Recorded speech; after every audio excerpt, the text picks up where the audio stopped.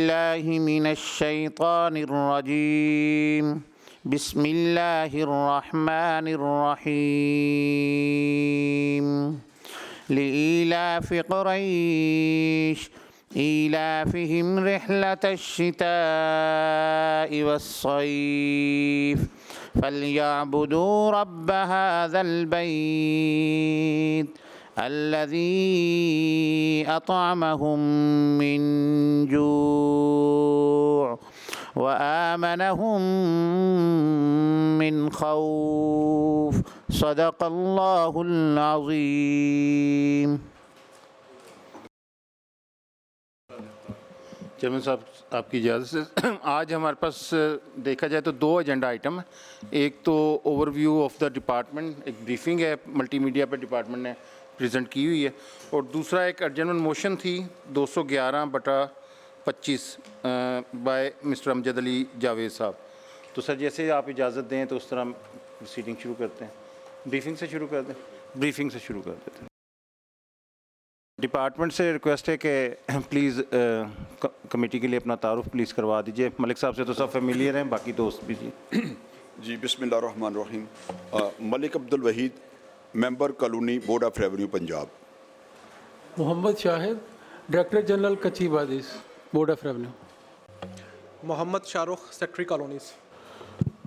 Zaheer Abbas, secretary privatisation board of revenue. Qamar Abbas, consultant colonies board of revenue. Madam आप please. Rana Mohammad Arshad ji, MPA chief है Punjab assembly. जी Maria Talal, MPA and chairperson of literature and non formal education committee. अस्सलाम वालेकुम, doctor Ayesha Javed, MPA PMLN। Abdul अजीज़ Khan द्रिशक, MPA PP295 Rajanpur. Irfan Bashir गुजर जी, MPA Gujranwala PP69। Last but not the least जनाब अमजद अली जावेद साहब, MPA अस्सलाम वालेकुम जी, अमजद अली जावेद जी, MPA टोबटे से। जी सर प्लीज़ प्रोसीडिंग शुरू करें। शायद आप थोड़ा सा इधर होकर तस्वीर बनाया करें, इंटरप्ट ना होगी। जी बिस्मिल्लाहिर्रहमानिर्रहीम। पहले मैं थोड़ा सा कंपोजिशन बता दूं कि मैं कानूनी डिपार्टमेंट के अंडर 3 डिपार्टमेंट काम कर रहे हैं। इसके अंदर एक तो है कानूनी डिपार्टमेंट इटसेल्फ है, जिसको सेक्रेटरी कानूनी शाहरुख नियाजी देख रहे हैं। उसके बाद कच्ची आबादी है, जिसको डायरेक्टर जनरल कच्ची आबादी शाहिद साहब देख रहे हैं। और उसके बाद है प्राइवेटाइजेशन बोर्ड, जिसको ज़हीर चट्टा साहब देख रहे हैं। इसके साथ ही एक नया डिपार्टमेंट अभी इमर्ज हुआ है बोर्ड ऑफ रेवेन्यू के under, PCBL Punjab liquidation board. वो भी लास्ट वीक पंजाब असम्बली की अप्रूवल के साथ एक्ट बना था, एवरीबॉडी नो कि वो भी अभी अब उसका हमने काम स्टार्ट कर दिया है। वो भी अब बोर्ड ऑफ रेवेन्यू के अंडर काम करेगा। उस डिपार्टमेंट का चेयरपर्सन मेंबर कानूनी होगा, और जो उसका सेक्रेटरी हैं वो सेक्रेटरी प्रेसिडेंट बोर्ड होंगे। अभी सीक्वेंस प्रेजेंटेशन इस तरह होगा। सबसे पहले कानूनी डिपार्टमेंट की प्रेजेंटेशन शाहरुख नियाजी साहब देंगे, और उसके बाद फिर कच्ची आबादी और then presentation board and PCBL। जी सर स्टार्ट करें जी बिस्मिल्लाह प्लीज़।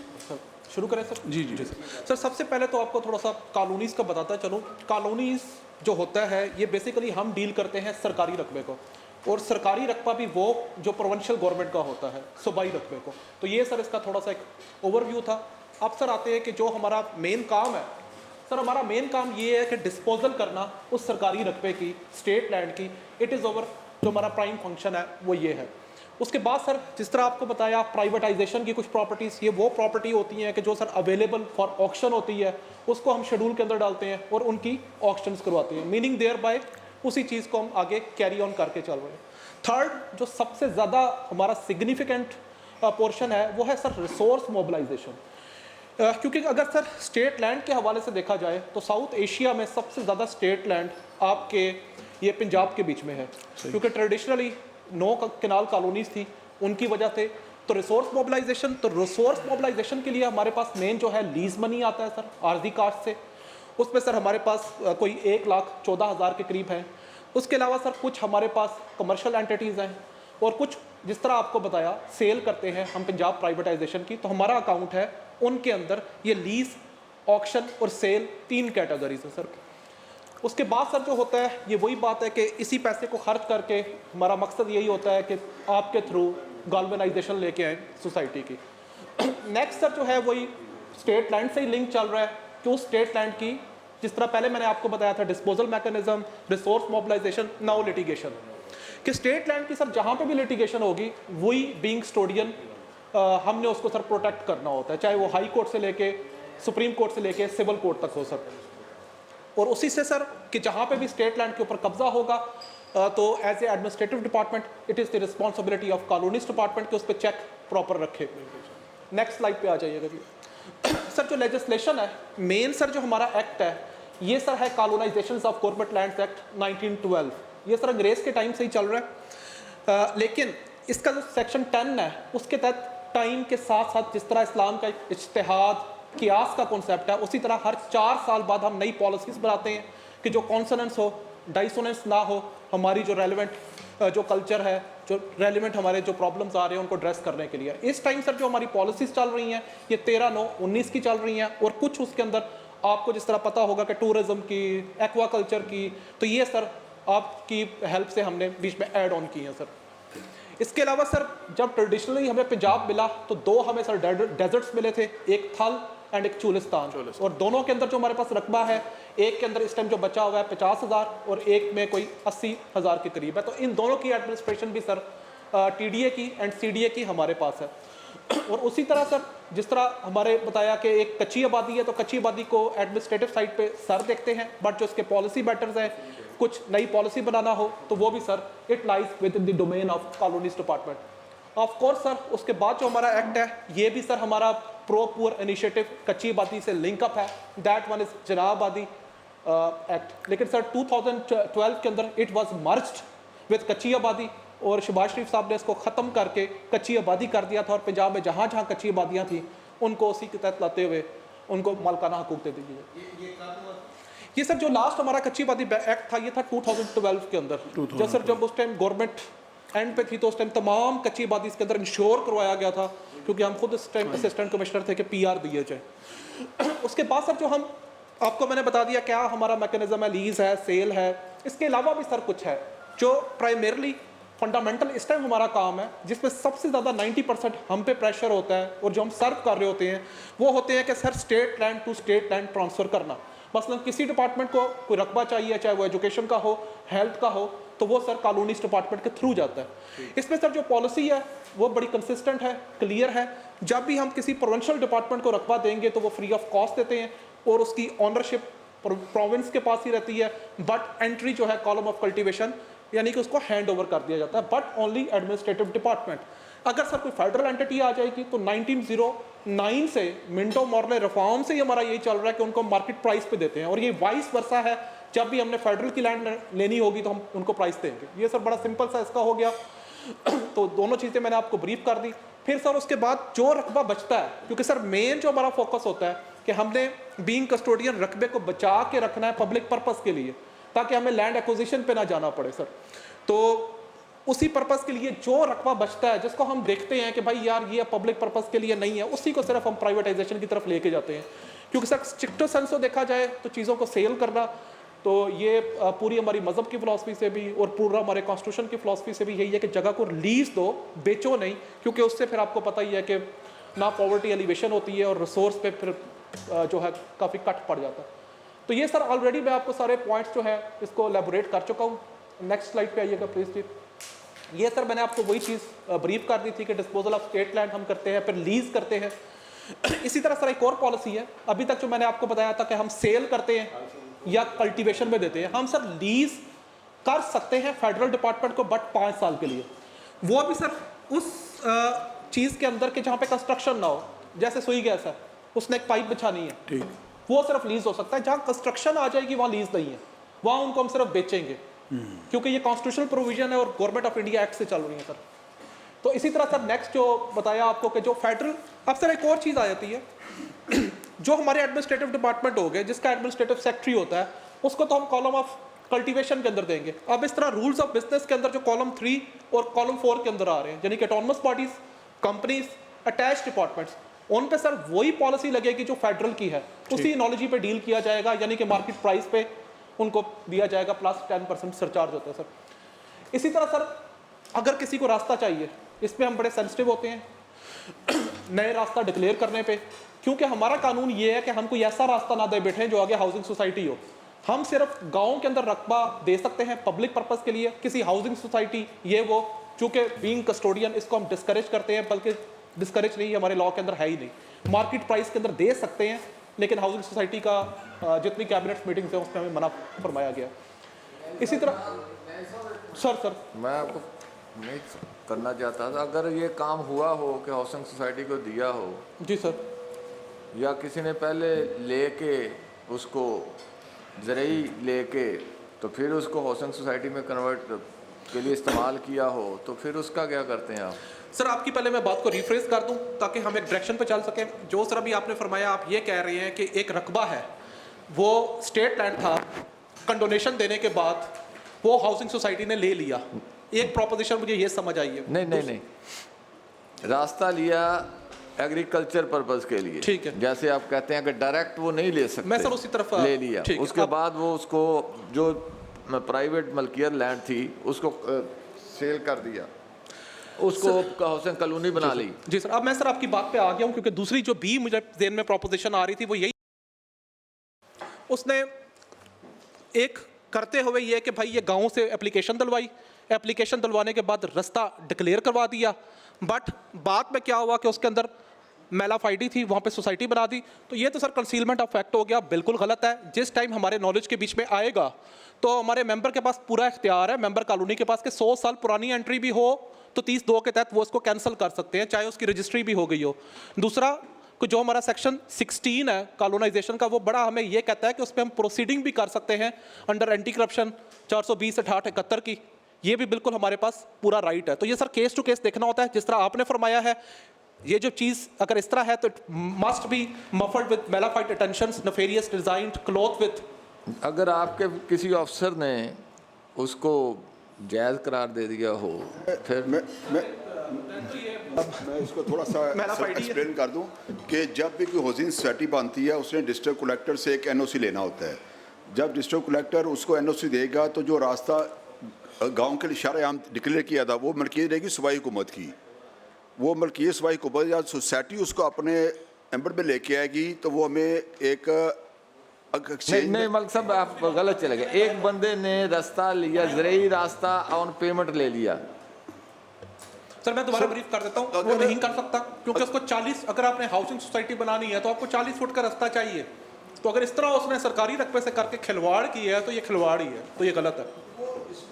होता है ना कि उसकी कन्वेंस डीड बनी होगी, conveyance deed at any time उसको कैंसिल हो सकती है। 30(2) का जैसे सेक्रेटरी कॉलोनी ने बताया है कि वो पार्ट्स है मेंबर कॉलोनी के पास। मैंने जो अभी रिसेंट पास्ट में ही मेरा ख्याल है कोई सैकड़ों तादाद में के डिसाइड किए हैं जो 1960s में या 70s में 18 में जिनको कन्वेंस डीड बड़ी फ्रॉडुलेंट थी, साबित हो गया कि ये फ्रॉडुलेंट थी। एक भी कल मैंने केस डिसाइड किया, जब अलाटमेंट बच्चा 8 साल उसकी उम्र थी, 8 साल की उम्र में उसने अलाटमेंट ले ली। जब कंप्लेंट हुई अभी तो वो फिर उसने जॉब का रिटायर भी हो गया, लेकिन अब पकड़ा गया, अब कैंसिल हो गई उसकी। At the time of allotment concealment fact किया था उसने, जैसे सेक्रेटरी कॉलोनी ने एक्सप्लेन किया है कि देखिए अब किसी की माइंड में क्या चीज़ है, अपने फ्यूचर कैसे इसको यूज़ करना है वो तो नहीं पता होता, वो जो प्लेयर होता है उनको पता होता है। तो इसलिए जब भी कोई चीज़ ऐसी पॉइंट आउट होगी तो कैंसिल हो सकती है वो। नहीं, उसमें आप मेरी बात सुने, उसमें लॉजिक क्या है? एक तरफ आप कहते हैं कि हमारा पर्पज़ है कि हमने चीज़ सेल करनी है, ठीक है ना। अगर आप उसको इसी स्टेज पे स्टेट लैंड है, रास्ते के लिए कोई बंदा मांग रहा है, चलो कॉलोनी के लिए मांग रहा है, तो वो पैसे दे के ले रहा है, तो आप महकमे को क्या एतराज़ है उस पर? महकमे को एतराज़ ये है कि महकमा उस वक्त उसको देता है एक बड़े ही रीजनेबल प्राइस के ऊपर। अगर एक बंदे ने लैंड लिया इंडस्ट्री लगाने के लिए, हम उसको इंडस्ट्री रेट के ऊपर देते हैं। अभी ये पापा फ्री शुगर मिल रहा है। सॉरी मैं कट रहा हूं आपकी बात, जरा मुझे बात कर ले दीजिए, क्योंकि ये हमारे यहाँ ये कबाहतें हैं सिस्टम की। वो चोरी इसलिए करता है कि उसको दूसरा रास्ता नहीं है। अगर उसके पास ये रास्ता हो कि जी मुझे तो कॉलोनी के लिए रास्ता चाहिए, उसकी प्राइस डिफरेंट है, तो लेकिन प्रोविज़न मौजूद है, तो वो मेरा ख्याल है कि वो चोरी करने की बजाय जब उसको खदशा रहेगा कि ये कल पकड़ा जाऊंगा, तो रास्ता अवेलेबल हो तो वो ज़्यादा पैसे दे के वो काम कर ले, चोरी से बचे, तो वो प्रोविज़न नहीं मौजूद होनी चाहिए। सर देखिए, कानून के अंदर हर प्रोविज़न मौजूद है, बट अनफॉर्चुनेटली हम पढ़ते नहीं हैं। सर प्रोविज़न ये है कि जो लॉ है हमने चल रहा है सर सबसे पहले कॉन्स्टिट्यूशन के तहत। कॉन्स्टिट्यूशन का 172 है कि जो जितना भी आपको मैंने लॉ बताया है, सादा सा है कि अगर आपने यहाँ पे पेंसिल भी खरीदनी है तो आप ऑक्शन करवाते हैं। तो स्टेट लैंड के अंदर आप देख लें कि अगर आपने 1 लाख से ऊपर ऑक्शन में जाना है तो ऑक्शन के बगैर हम नहीं जा सकते। खास तौर पे प्राइवेट के अंदर हम सिर्फ जा सकते हैं, जो आपको बताया था डायरेक्ट दे रहे हैं वो हम दे रहे हैं सर डिपार्टमेंट्स को। ठीक हो गया सर।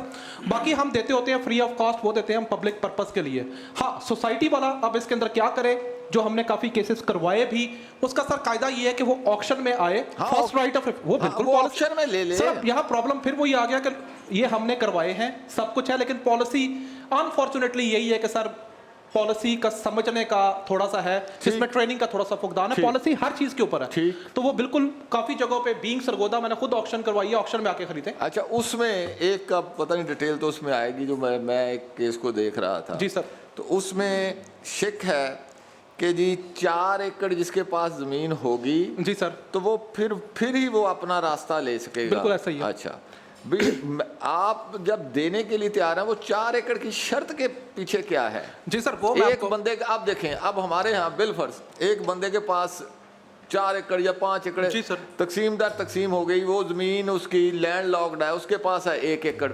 अच्छा, 1 एकड़ है, 4 कनाल ऐसे।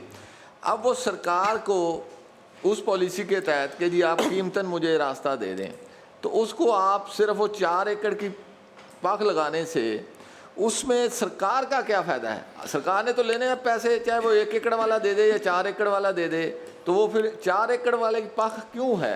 ये मुझे समझा दें इस पे। ये सर जो आप नोटिफिकेशन पढ़ रहे हैं 13/9/19 का पढ़ रहे हैं, इसकी क्लॉज 4 है, आखिरी पैरा है डीपीएस से नीचे। उसके अंदर सर 2 चीज़ें हैं, 2 चीज़ों को आप जक्स्टा नहीं कर रहे। पहला ये है कि 4 एकड़ वाली हम बात कर रहे हैं कि वो उस गाँव का जो बंदा होगा जो रास्ता लेना चाह रहा है पब्लिक पर्पज़ के लिए, उसका वहाँ पे 4 एकड़ का रकबा हो जिस तक वो रास्ता जाता हो।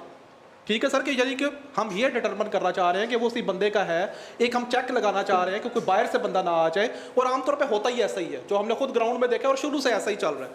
जो दूसरी बात कर रहे हैं वो बी है, तो बी के अंदर वही है कि वो मार्केट प्राइस है, हाउसिंग सोसाइटी के अलावा अगर पब्लिक पर्पस ना है तो वो ये चीज़ है, और वो ज़्यादातर हम डिपार्टमेंट्स वगैरह को और उनके लिए करते हैं।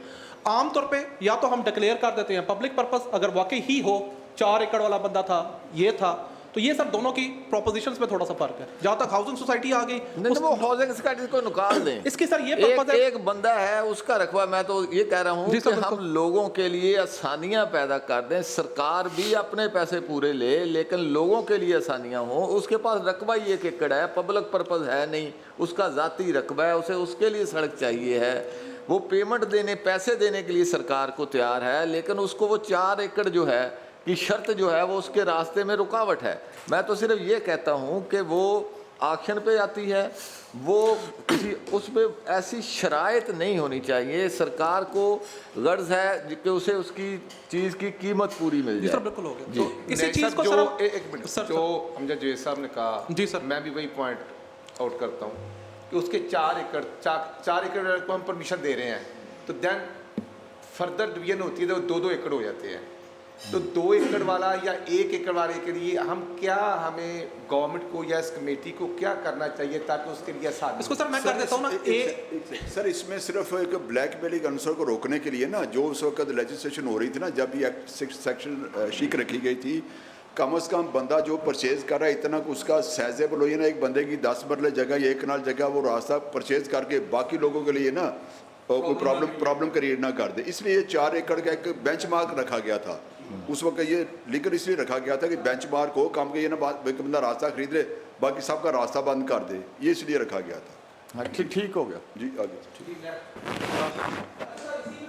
फिर दूसरा सर जो हमारा होता है, ये हमारा होता है कि हम कोई भी पॉलिसी बना सकते हैं अपनी डेवलपमेंट के लिए, रूरल एरिया को अपलिफ्ट करने के लिए। जैसे सर अभी आपकी तवासत से हमने बनाई है टूरिज़्म की पॉलिसी जो अभी कैबिनेट के अंदर है। तो उसका मकसद ही यही था कि ये करना, फिर बायो एनर्जी, तो ये वो, तो ये क्लॉज हमें बताती है कि हम रिजोवनेशन के लिए अपनी रूरल क्लॉज की हम कोई भी पॉलिसी बना सकते हैं सर।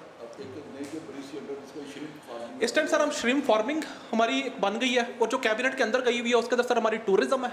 टूरिज़्म के बाद सर एक हम बना रहे हैं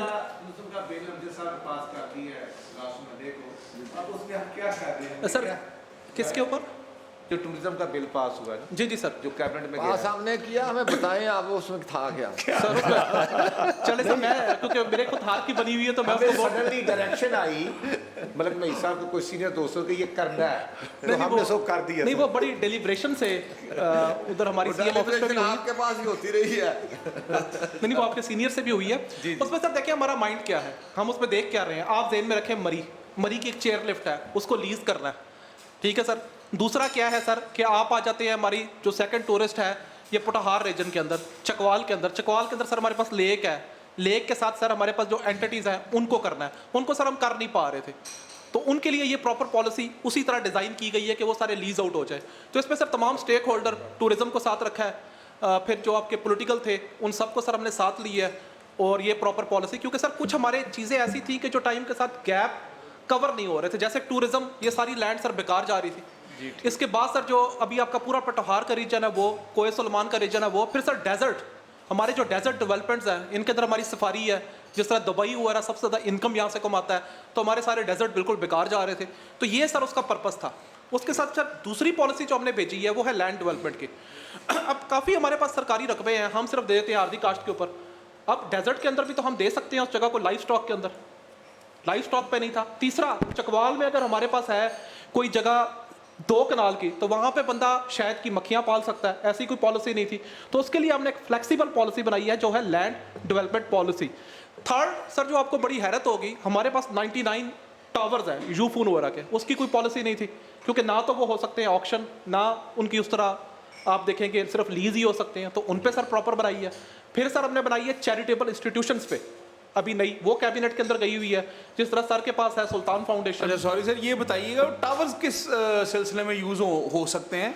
वो जो टावर्स, ये जिस तरह हमारे यूफून टावर्स नहीं है सर बड़े, हाँ जी, ये पहले सर जितने भी चल रहे थे सिर्फ एक एनओसी लिया, कोई पैसे नहीं। अब सर हम उनसे पैसे लेंगे, रेवेन्यू जनरेट कर, जी सर रेवेन्यू जनरेट के, वो हमें वैसे लगा के एनओसी लेके डीसी से, तो हम सर उनको लीज पे देंगे और रिसोर्स मोबिलाइजेशन होगी सर। बिल्कुल।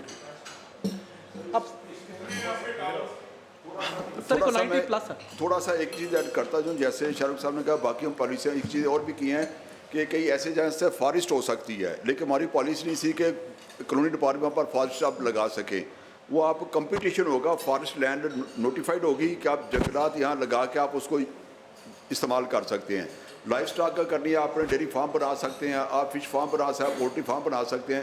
पहले अगर पोल्ट्री फार्म बनता था तो वो लैंड उसकी कैंसिल हो जाती। जैसे अभी इसके अंदर कुछ 600 एकड़ थी लैंड कोटादू और मुजफ्फरगढ़ के अंदर, वहाँ एग्रीकल्चर लैंड जो फिश फार्मिंग कर रहे थे, वो सारी लैंड रिज्यूम कर ली, उनके लिए भी प्रॉब्लम और गवर्नमेंट के लिए भी इशू बने।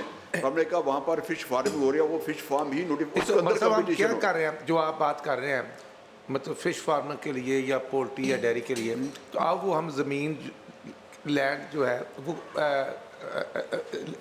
लीज आउट कर रहे हैं या जी लीज आउट करें, उसके अंदर ऐसे होगा ड्यूरेशन बढ़ा रहे हैं जी सर। उसमें पॉलिसी बन गई है, हमने थ्रू कर दी है, अभी जब आएगी आपके नज़र में देख लेंगे। उसमें यह किया है कि एक लैंड आइडेंटिफाई होती है खुशाब के अंदर या चकवाल के, वहाँ पर किन्नू का बाग लग सकता है, आर्चर्ड लग सकता है। पहले हमारी पॉलिसी से आर्चर लगाए, हम रिज्यूम कर रहे थे, अब वो उसका कंपटीशन आर्चर्ड का होगा, वो 20 ईयर्स के लिए होगी, एक्सटेंडेबल बाई 10 ईयर्स, 30 ईयर्स का लीज होगी, और वो बंदा आर्चर लगाएगा, वहाँ पर 30 साल उसको इस्तेमाल करेगा। उसका साइज भी बढ़ा दिया है, पहले 12 एकड़ थी, अब उसका साइज भी बढ़ा दिया है, ठीक है। और ये इसमें मल्टीपल आपने रखी ऑप्शन, और ये बहुत यूज़फुल होगी। जो लैंड पहले हमारी नहीं यूज़ हो रही थी, अब ये उसमें आ जाएगी। ये तो आपने क्या बात की थी चैरिटी वाली, क्या आपने वो बताया था पहले? जी मैडम, आपने कोई चैरिटी का वर्ड यूज़ किया था, वो क्या था? स्पिरिट ये है कि उसका थोड़ा सा रिट्रोस्पेक्टिव जाके कि जितना पंजाब के अंदर कोई चीज़ भी है वो बच ना जाए, इसलिए हमने उसके लिए मुख्तलिफ मोड्स निकाले हैं। चैरिटेबल मैडम ये होता है कि जो हमने, जिस तरह ये आप देख लें कि SOS है, फाउंटेन है, इनकी हमारी कोई पॉलिसी नहीं थी कि चैरिटेबल में किसी ने लेना है, अब वो मार्केट प्राइस तो नहीं देगा ना, तो उनको देने के लिए प्रॉपर एक पॉलिसी बनाई है। पहले भी उनकी प्रॉपर पॉलिसी नहीं थी। अब उनकी पॉलिसी है कि जिस तरह भी हमने अल शफा को दी है, ये आप देखें यहाँ पे, तो ये इफ्तिताह भी बल्कि आपने किया होगा लेक सिटी के साथ, तो ये उसी पॉलिसी की तरफ मैं आइडेंटिफाई कर रहा हूँ। तो उसमें मैडम सीएम का था कि इसको थोड़ा सा आप और रिफाइन करें, तो उसको हम वो प्रॉपर वो कर रहे हैं। तो स्पिरिट यही है कि अब ये जो हमारा एक्ट था ये अंग्रेज़ के टाइम से चल रहा है, हम वो TCL ग्रो मोर के अंदर हैं। तो अब हम उस चीज़ की तरफ जा रहे हैं जिस तरह आपका ये नेपाल कर रहा है, ब्राज़ील कर रहा है, कि जिस तरह सर ने बताया कि फॉरेस्ट लैंड्स को भी यूज़ कर रहे हैं। श्रिम्प फार्मिंग जो है सबसे ज़्यादा मलेशिया इससे पैसा कमाता है, इंडोनेशिया, तो हमारे पास पॉलिसी नहीं थी। तो यही बेसिक मकसद यही है कि जो भी हमारे पास इंच है जगह, वो किसी पर्पज़ के लिए यूज़ हो जाए। जी सर। अब सर इसके बाद जो सबसे ज़्यादा हमारे पास अहम है वो सर जिसमें बहुत ज़्यादा हमने किया भी, सर हाउसिंग सोसाइटीज़ थी जो सर ने जिस तरह पहले आइडेंटिफाई की है, उनके अंदर एक रकबा आ जाता है। तो पहले हमारे पास कोई पॉलिसी नहीं थी, क्या करें। अब सर यही है कि अगर बीच में खाले नाले आ गए तो वो उसी प्राइस की इक्वल एरिया का हमें रकबा देंगे, जिसमें सबसे सक्सेसफुल मॉडल है मुल्तान के अंदर। हमने DHA से, जो कब का DHA बना हुआ है, इस टाइम आके हमने 1500 कनाल लिया है। लाहौर से हमने 2000 कनाल लिया है, जहाँ हमारा जीवर बन रहा है। तो इसी सर मॉडल पे ये लाहौर के अंदर हमें बड़ा रकबा मिला है। सरगोदा के अंदर जब हम अपनी छत बना रहे हैं, सारा रकबा हमने यहाँ से लिया है। तो ये इसी तरह हमने थोड़ा आउट ऑफ बॉक्स जाके इस चीज़ को किया, और इस टाइम हमारी सबसे सक्सेसफुल ये पॉलिसी है सर। जी सर, इसी में कोई ऑप्शन रखा या ये सर चूँकि मेरा जो डोमेन था जहाँ से मैंने शुरू किया, इट वॉज स्टेट लैंड। इसका जो बिल्कुल एंटीथीसिस हो जाता है वो लैंड एक्विजिशन सर, तो वो उसको सेक्रेटरी सेटलमेंट देखती हैं। वो अलग डिपार्टमेंट, हमारा बोर्ड ऑफ रेवेन्यू के अंडर है, कंसोलिडेशन डिपार्टमेंट सर। उसके उसके 4 मेंबर हैं, सीनियर मेंबर उसको चेयर करते हैं, मेंबर कॉलोनी उसका कमेटी का मेंबर है, स्क्रूटनी कमेटी है बेसिकली वो। और मेंबर का ये इशू मतलब साहब हमारे पास आते रहते हैं कि कुछ MPs के हलकों में हमजा साहब ज़मीन जो है एक्वायर कर ली जाती है, और अगर डिमांड है वहाँ फॉर एग्जांपल 10 एकड़ की, तो 20 एकड़ एक्वायर कर ली जाती है। तो इसलिए फिर वो एक इशू बना रहता है। हम इसकी चाह रहे हैं कि हमें इन्फॉर्मेशन होनी चाहिए चेयरमैन साहब। बोर्ड में आती है अप्रूवल के लिए, उसकी प्राइस जब 10 मिलियन से ऊपर होगी ना, वो फिर लैंड एक्विजिशन बोर्ड में आएगी अप्रूवल के लिए। अदरवाइज 10 मिलियन से जो लेस है वो कमिश्नर लेवल तक डिसाइड हो जाती है। और वो रिक्वायरमेंट होती है डिपार्टमेंट की। सपोज एजुकेशन डिपार्टमेंट ने एक कॉलेज बनाना है, बोर्ड ऑफ रेवेन्यू कंसर्न नहीं है, स्टेट लैंड अवेलेबल नहीं है, उन्हें कहीं लैंड में एक्वायर कर लेते हैं। वो फिर DC उसको प्रोसेस करता है, प्राइस असेस करता है, डिपार्टमेंट पैसे DC के पास जमा कराता है, LSC के पास। अगर उसकी प्राइस 10 मिलियन से ऊपर आएगी फिर बोर्ड में आएगी, अदरवाइज वहीं पर फाइनलाइज हो जाएगी, बोर्ड में नहीं आएगी। एक चूँकि मेरा तो कॉलोनी डिस्ट्रिक्ट है और वहाँ बहुत से मामला तो रोज़ होते हैं। जी सर। क्या ये मुमकिन नहीं है, ये आप जिसकी बात की आपने, ग्रो मोर फूड स्कीम और दूसरी स्कीमें, लोग साल से वो माजरत के साथ जो महकमा माल की जो है वो चिरागाहें ही हैं। वो पिछले 3-4 साल से हम देख रहे हैं कि वहाँ क्या लूट मार का बाज़ार है। तो क्या वो इसलिए है ना कि आप उनको बहुत कम रेट पे लोगों को ज़मीन मिल रही होती है, तो इसलिए वो फिर जो उस वक्त जिनके पास ये इख्तियार होता है उसकी अलॉटमेंट का, वो उनके साथ फिर डीलें होती हैं। अच्छा, तो क्या ये मुमकिन नहीं है कि उसकी वो प्राइस ही बढ़ा दी जाए इतनी कि वो गवर्नमेंट को भी पैसे आए उसके, तो वो फिर जो साब इख्तियार है उसके लिए कम से कम कुछ ना बचे। तो ऐसा मॉडल नहीं को आ सकता। सर आप 100% यू आर क्रिस्टली ट्रू। असल स्पिरिट ही यही है। इसको थोड़ा सा मैं बहुत अपने अहम नुक्ते की तरफ दिलवाया। सर जब अंग्रेज़ ने हमें 9 कॉलोनियाँ बना के दी थी ना, इतना अच्छा नहीं था, मार्केट प्राइस पे बना के दी गई थी। ये सर जो हमने ग्रो मोर इजेक्टेड टेनेंट शुरू की थी, तो इसको असल में कहते हैं हम उसको कि डेजर्ट डेवलपमेंट स्कीम। ये आपके सारे डेजर्ट्स थे, यहाँ लगाओ। सर अब 54 की वो स्कीम थी, ये टाइम के साथ खत्म हो गई हुई है। ये आजकल कोई कॉन्सेप्ट नहीं है। जो अंग्रेज हमें देके गया था वो भी मार्केट प्राइस पे था। तो ये सर सारी मेलाफाइडी है। ग्राउंड के अंदर कोई PR दे रहा होता तो इस टाइम मैं बड़ा क्लियर हूँ, PR है ही नहीं, सिर्फ मार्केट प्राइस है, उसके तहत ये दे सकता है। किसी ने मेरे से अगर जो मर्जी आके आज मैंने मांगा हुआ है रिकॉर्ड, वो सारा वो सर जब हमारे पास केस आता है, पहले भी आपने भेजा, तो जब उसके ऊपर आता है जो आपके 50। तो ये एक डायरेक्शन चली जाए ना, किसी के पास इख्तियार ही ना रहे, लोगों को भी पता हो। डायरेक्शन क्लियर है। अब जो आपके बैनामे बने थे कोई 79, जब हमारे पास आए तो वो हमारी पॉलिसीज डिफंक्ट थी, खत्म हो गई हुई थी। अब अगर डीसी साहब को पता ही नहीं है तो हमने तो इंक्वायरी इनिशिएट करके कमिश्नर साहब को भेजी हुई है, रोज रिमाइंडर भेज रहे हैं। जब हमारे पास आएगी हमने तो कायदा कानून पे चलना है। तो ये 50s की बातें हैं सर।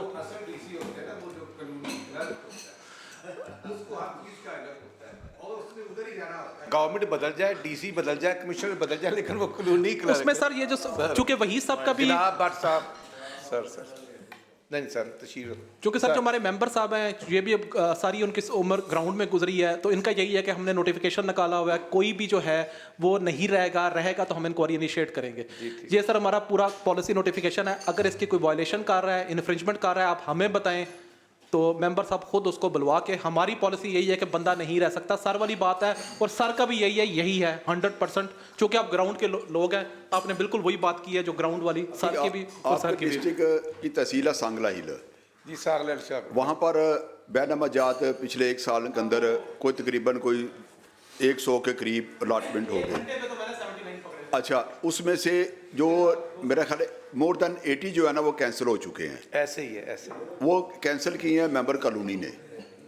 चूँकि कानूनी डिपार्टमेंट का मैंडेट था 30/2 के तहत जब रेफरेंस आया, हमने उसकी इंक्वायरी पहले की। ये शाहरुख साहब खुद भी गए थे इंक्वायरी के लिए और भी टीम बोर्ड भी गई थी, उन्होंने आइडेंटिफाई किए। फिर डीसी ने रेफरेंस भिजवाया, वो 100 के करीब पहले आए थे, जिनमें से 80 कैंसिल हो चुके हैं, बाकी उसमें से ऑलमोस्ट वो भी सारे उसी कैटेगरी में आए। अच्छा, उसके बाद अब 30 और आ गए हैं, कल परसों ही आए हैं, वो भी 2 दिन पहले।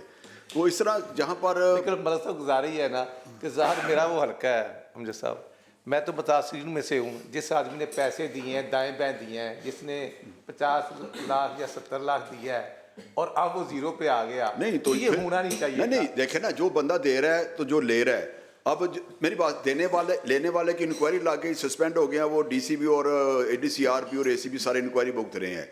अब जिस बंदे ने पैसे दिए हैं उसको भी पता है ये तो हो नहीं सकता है बंदा गलत चीज़ खरीद ले और फिर कह जी मैं चूँकि पैसे दे चुका हूँ, ये कानून उसको इजाज़त नहीं देता। मतलब साहब आप बिल्कुल ठीक कह रहे हैं, मैं आपके पॉइंट को इंडोर्स करता हूँ, लेकिन जिस एसी ने किया, जिस डीसी ने अप्रूवल दी, जिस एडीसीआर ने आर्डर किए, सर वो आपकी गवर्नमेंट का हिस्सा है और आज भी वो सिस्टम चल रहा है। सर वो सस्पेंड और है। वो डीसी मेरे भाई थे, वो आज भी इधर अच्छी जगह पे लगे हुए हैं। अमर नायक साहब डीसी थे, राणा शकूर साहब आपके एडीसीआर थे, और मेरा ख्याल आज भी शायद वो एडीसीआर जो है वो शायद गिरफ्तार है या उस पर पर्चा हो गया।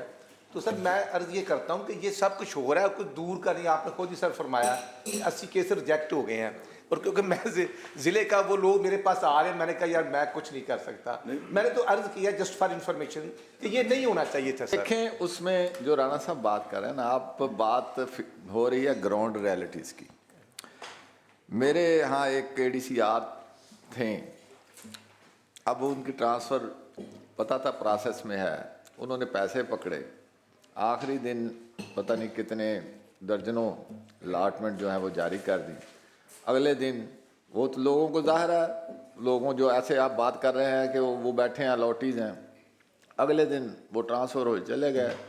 दूसरे आने वाले को पता था, उसने कैंसिल कर दी, तो उसको तो गए ना, तो पिछले आने वाले ने फिर ले लिए। आप वहाँ बैठे हैं ना, आप बैठे हैं, कानूनी क्लर्क भी आपका है और ज़िला भी आपका है, डीसीएसी तो आए, उन्होंने जो भी करनी थी वारदात की, चले गए, आप उनको रोके ना। अब मैं तो रोक के भुगत रहा हूँ, नहीं ना, बाकी सब में जो इतनी हिम्मत नहीं होती। नहीं बात देखे ना अमजद साहब, अब जैसे इनको पता है ये अपना शाहकोट से हैं, सांगला हिल साथ है, अब मेरे ऊपर भी कितना प्रेशर होगा, ज़ाहिर आप फील्ड हम और इसी तरह उधर हुआ था बखर के अंदर, वो भी 100 से ज़्यादा कैंसिल हो चुके हैं। अब मेरा आप रिकॉर्ड टेन्योर देख लें, मेरा ख्याल है कि 400 से करीब जो है ना वो कैंसिल। उन्हें ये नहीं होता कि मैं काम करूँ पता ना चले भी इनको ज़िले के अंदर मेंबर कॉलोनी क्या कर रहा है, सेक्रेटरी कॉलोनी डीजी कच्ची बादी क्या कर रहा है। हम लोगों की ये नहीं होता, छुपे नहीं रहती बातें। पर सब हम आपकी को अप्रिशिएट करते हैं, लेकिन मेरा पॉइंट ये है कि जो हम करते हैं विद इन पैरामीटर करें, ताकि अदारे की क्रेडिबिलिटी जो है सर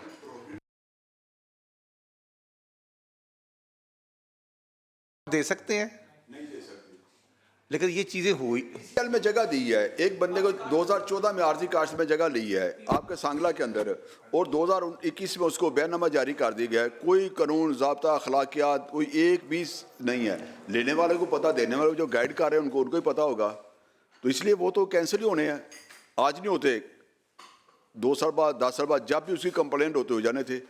मैंने बताया एक बंदा 8 साल की उम्र में उसने लीज ली है और फिर उसको जवान हुआ, स्कूल टीचर भर्ती हो गया, उसके बाद जब रिटायर हो गया फिर उसकी कंप्लेंट आ गई जैसे उसकी बेसिक अलॉटमेंट निकलता है। जब बेसिक अलॉटमेंट निकलता होगी तो वो कैंसिल ही होनी है। मेरे पास कोई जस्टिफिकेशन नहीं, मैं कहूँ जी चूँकि अब ये टीचर भर्ती हो गया था, अब जवान हो गया, बूढ़ा हो गया, इसको छोड़ दें।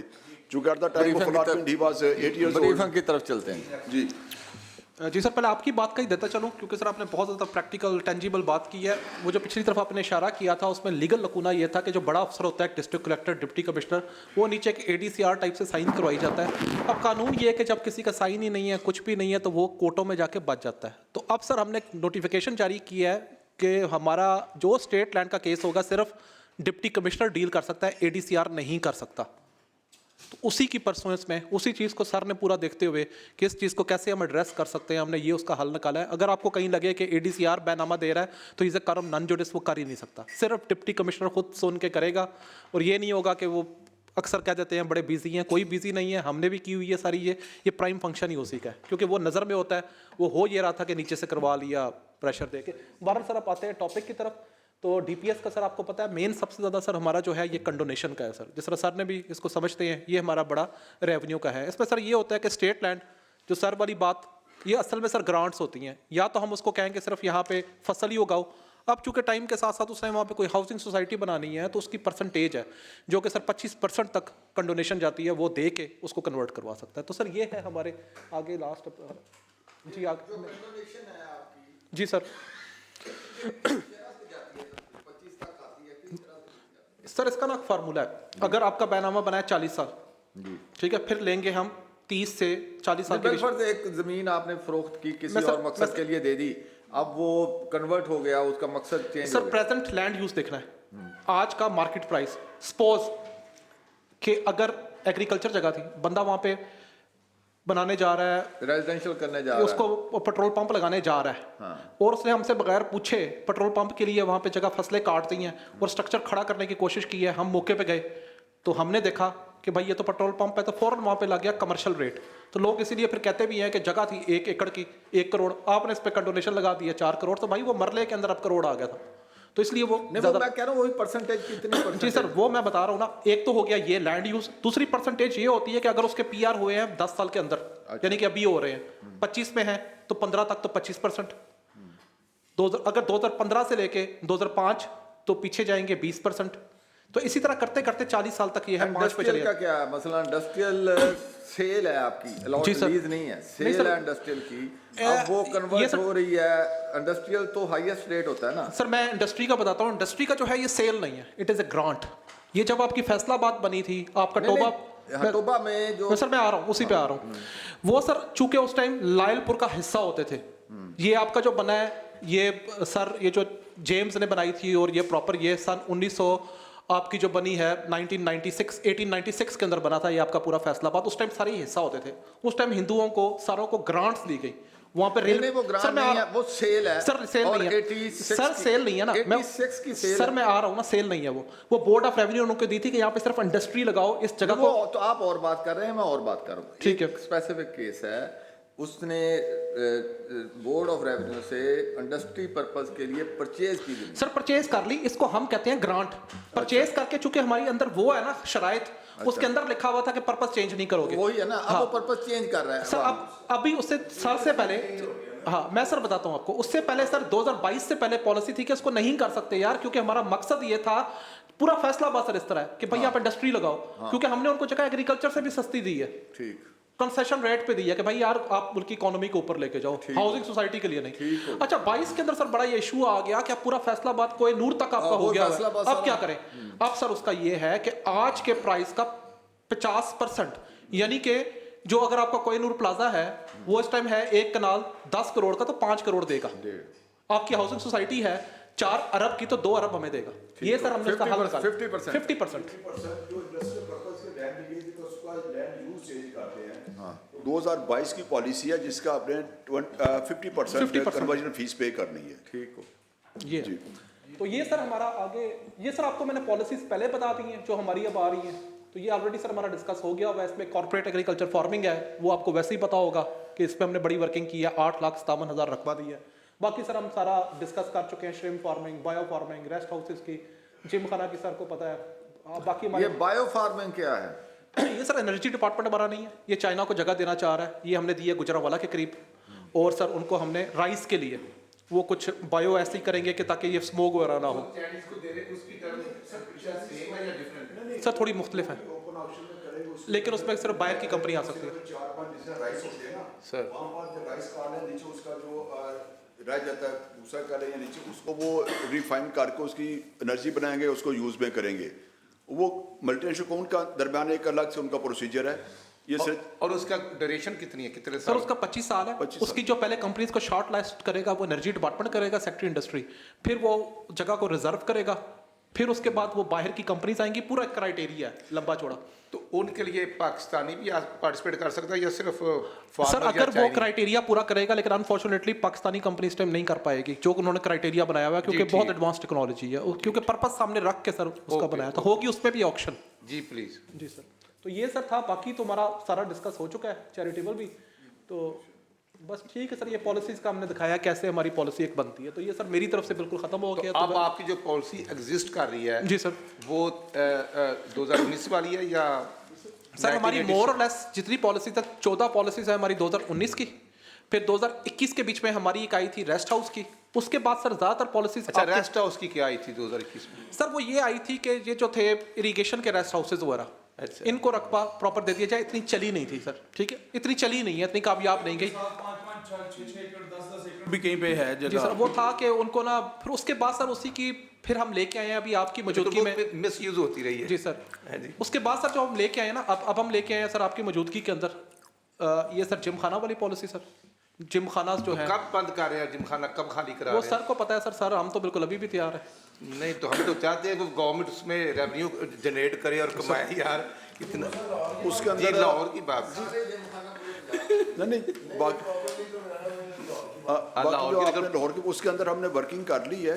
बस इंशाल्लाह जल्दी बस स्पेशल मीटिंग उसके लिए हमने बुलानी है। वो हमने जवेद साहब की मूवर हैं उसमें जी, उसमें अंदर वर्किंग कर लिया और इंशाल्लाह within a couple of week उसको हम बेहतर उसकी ना एक टर्म एंड कंडीशन पे ले आएंगे। ठीक है सर जी। नेक्स्ट सर जी, कच्ची आबादी नेक्स्ट हमारा ऊपर कच्ची आबादी सर। कच्ची आबादी शाहिद साहब इसके अंदर के शॉर्टली ब्रीफ करेंगे। Thank you very much sir. Sir कच्ची आबादी जो है सर, ये कच्ची आबादी एक्ट है सर 1992 का, ये उसके अंडर सर ये सारा इसको ऑपरेशन होते हैं सर। इसमें कच्ची आबादी की डेफिनेशन सर ये है कि एक कट ऑफ डेट दी गई है 31 दिसंबर 2011 से। ये लास्ट ये इसमें असल में 4 स्कीमें मैं आगे जाके अर्ज करूँगा। तो जो हमारी इस वक्त करंट स्कीम है 2011 की, उसके तहत ये कट ऑफ डेट थी 31 दिसंबर 2011। इस डेट तक जो लोग इस डेट पे स्टेट लैंड पे इलीगल इंक्रोचर्स थे, तो उन लोगों को ये सर्वे हुए और पूरा प्रोसेस होके तो उन लोगों को हम ये एक्ट में अलाउ करता है कि हम जो है उसको नोटिफाई कर सकें एज कच्ची आबादी। अच्छा सर, इसमें जो ये पहले इसमें जो ड्वेलिंग यूनिट्स थे वो पहले 40 होते थे, लेकिन ये फिर 2013 में एक नोटिफिकेशन किया गया जिसके तहत जो अर्बन एरिया है वहाँ 10 ड्वेलिंग यूनिट्स हो गए सर। और सर ये 4 ड्वेलिंग यूनिट्स जो रूरल एरियाज़ में हैं, ये इसके लिए मैंने बोल्ड किया कि एक तो रूरल एरियाज़ जो हैं, जितनी भी हमारी आज तक स्कीम्स आई हैं 78 से अब तक, ये 2011 की स्कीम में फर्स्ट टाइम रूरल एरियाज़ में कच्ची आबादी बनाई गई। और उसमें ड्वेलिंग यूनिट्स रखे गए 4, यानी अगर 4 ड्वेलिंग यूनिट्स हैं स्टेट लैंड पे इंक्रोचमेंट, 4 घर हैं, तो डीजी कच्ची आबादी उसको नोटिफाई कर सकता है। वो उसको नेक्स्ट करें। इसमें आप मुझे ये बताएं,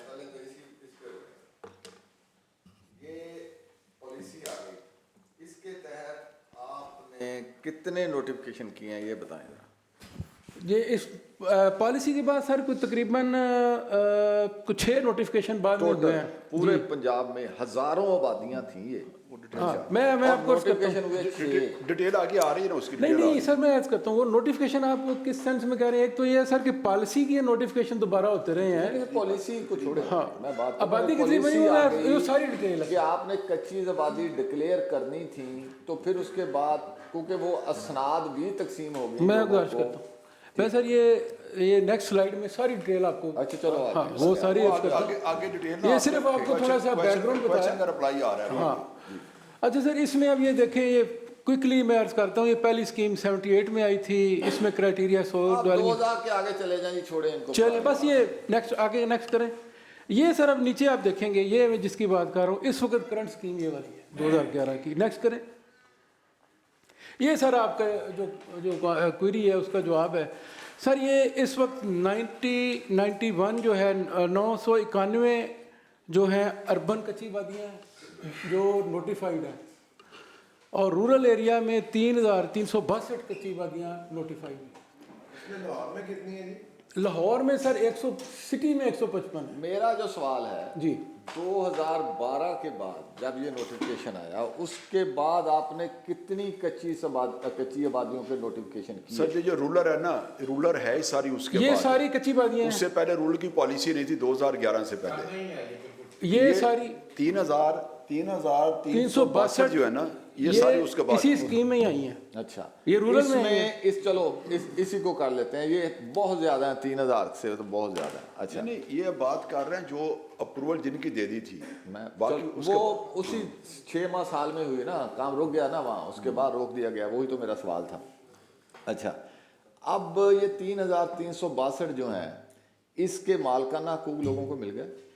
इसमें सर जो है, जो अर्बन एरियाज़ में मालकाना हकूक हैं वो 50% मिल गए हैं लोगों को, यानी जो 991 वादियाँ उसमें मालकाना हकूक 50% मिल गए हैं। नहीं, जरा रूरल पे आए जी। रूरल पे तो सर ये मैक्सिमम 3% इसमें मालकाना हकूक मिले हैं। 9 ये खुद तस्लीम करें। हाँ। जो है उसका 3% है, जबकि एक्चुअल इससे 10 गुना ज्यादा है। हाँ, तो वो 1% ही रह गई जो मैंने बात की थी। चीफ मिनिस्टर ने अप्रूवल दी थी और एक कमेटी ने बड़ी वर्किंग की थी। अच्छा सर, इसमें मैं आपको मालकाना हकूक का भी रीजन भी आ जाती है ना, मैं अर्ज कर देता हूँ। मालकाना हकूक का जो है उसका सर ये प्रोसेस है। प्रोसेस ये है, डीजी कच्ची वादी या कॉलोनी डिपार्टमेंट ने इसको नोटिफाई कर देना है जी। नोटिफाई जब हो गया उसके बाद सर हमारी एग्जीक्यूटिव एजेंसियाँ हैं जी। जो रूरल एरिया जिस तरह आप बात कर रहे हैं, ये इसमें सर एग्जीक्यूटिव एजेंसियां हमारी असिस्टेंट कमिश्नर है, कंसर्न एसी जो है उसका एग्जीक्यूटिव एजेंसी। अर्बन एरियाज़ में जो है वो डेवलपमेंट अथॉरिटीज़ हैं, और जो हैं लोकल गवर्नमेंट जो है म्यूनसिपल कमेटीज़ और वो सारे। तो ये इन्होंने, अच्छा सर उसका फिर आगे एक फर्दर वो उनका अपना प्रोसेस है। फॉर एग्जांपल सर, जब वो नोटिफाई हो गई उसके बाद जो उधर का काबज़ है, जो भी उसका काम है कि वो जो कंसर्न एजेंसी है उसके पास जाए, उसको अप्लाई करे। और इसमें सर जो है, जो इसकी हमने कॉस्ट ऑफ लैंड रखी हुई है वो कॉस्ट ऑफ लैंड पे करे, और प्लस उसके बाद उसको जिस तरह ये रजिस्ट्री वाला प्रोसेस होता है एग्जैक्टली उसी प्रोसेस से गुजरना। सर उसे कोई दफ्तर में दाखिल होने दे, पटवारी उसकी बात सुने, फिर ही वो होगा ना। ये तो आपने बना दी एक पॉलिसी। सर मैं आपको गुजारिश करता हूँ, आप बड़े सुन के हैरान होंगे, इस स्कीम से पहले जो पिछली स्कीम्स थी उसमें सर आप इमेजिन कर सकते हैं, लाहौर में जैसे मैंने अर्ज किया 155, और सर ये कच्ची वादी मतलब ये नहीं है कि ये कोई कच्चे घर हैं, ये इसमें तो आपको पता है पक्के घर हैं, प्लाजे भी बने हुए हैं। अच्छा सर, ये पीसी के बिल्कुल पीछे भी कच्ची वादी है। अच्छा सर, मज़े की बात ये है, अभी आपकी सर बात पे आ रहा हूँ कि 172 रुपया पर मरला रेट था, ये बंदे ने पे करके मालकाना हकूक लेने थे, लोगों ने ये भी नहीं दिए। और सर लोगों को दफ्तर में कोई नहीं दाखिल होने देता। रियलिटी ये है, रियलिटी ये नहीं है कि लोग नहीं देते दफ्तर, वहाँ वो जो पटवारी ने पता नहीं कितने हजार ले लिए हैं, लेकिन वो 172 नहीं कागजों में आए। कोई सिंपल तरीका होना चाहिए ना, वो सही बात कर रहे हैं लोग नहीं, इसमें कोई। अच्छा अब देखे ना, अब तो आईटी का जमाना है, आईटी का जमाना है। आप बनाए ना, कोई वेबसाइट बना दें, कोई ऐप बना दें कि जी जिसके पास ये ज़मीन है वो अपनी ज़मीन के इतने पैसे बनते हैं ना, इतने पैसे जमा कराएं, देखें शाम तक कितने पैसे। बिल्कुल सर, आपकी इस बात पे आ रहे हैं सर। ये जी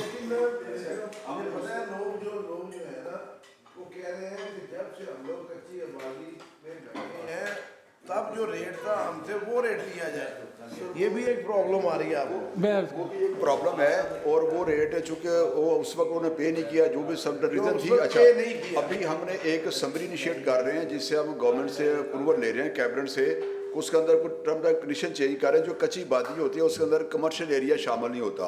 अब इशू ये है कि एक बंदे ने कच्ची बादी बनी, अप्रूव अनअप्रूव की बात नहीं कर रहे हम, इस लिस्ट में जो शामिल है, अब वहाँ उसने प्लाजा बना लिया है। अब जब आज की डेट में वो PR की बात करेगा उसको नहीं मिल सकते, क्योंकि मौके पर जब सर्वे होना उसका अंदर प्लाजा बना, दुकान बनी हुई है, कमर्शियल या सर मेरी ये बात सुनिए, यही हम कहते हैं कि हमने लोगों के लिए सर आसानियाँ पैदा कर रहे हैं ना हम। आप मेरी बात सुन लें, मैं ये कहता हूँ कि हम ये नहीं कहते कि सरकार को पैसे ना आए, प्लाजा उसने बना लिया, तो आज आप PR देने से इनकार ना करें, आप उन्हें कहें कि जी आप आज इसका रेट है कमर्शियल, जैसे आप कमर्शलाइजेशन चार्ज करते हैं, तो आज उससे जो अगर वो कमर्शलाइजेशन के पैसे देने के लिए तैयार हो जाता है तो फिर दे दें उसे। अभी आपको मैं सर अर्ज करता हूँ उसमें जो है ना, प्रोसेस में मैं सर गुजारिश करता हूँ सर, उसमें ये है, उसमें इशू ये आ रहा था कि जो सेक्शन 2 है कच्ची बादी एक्ट का, उसमें सर जो कच्ची बादी एक्ट में कमर्शियल एक्टिविटी अलाउ ही नहीं है, उसमें सिर्फ ड्वेलिंग यूनिट की बात की गई।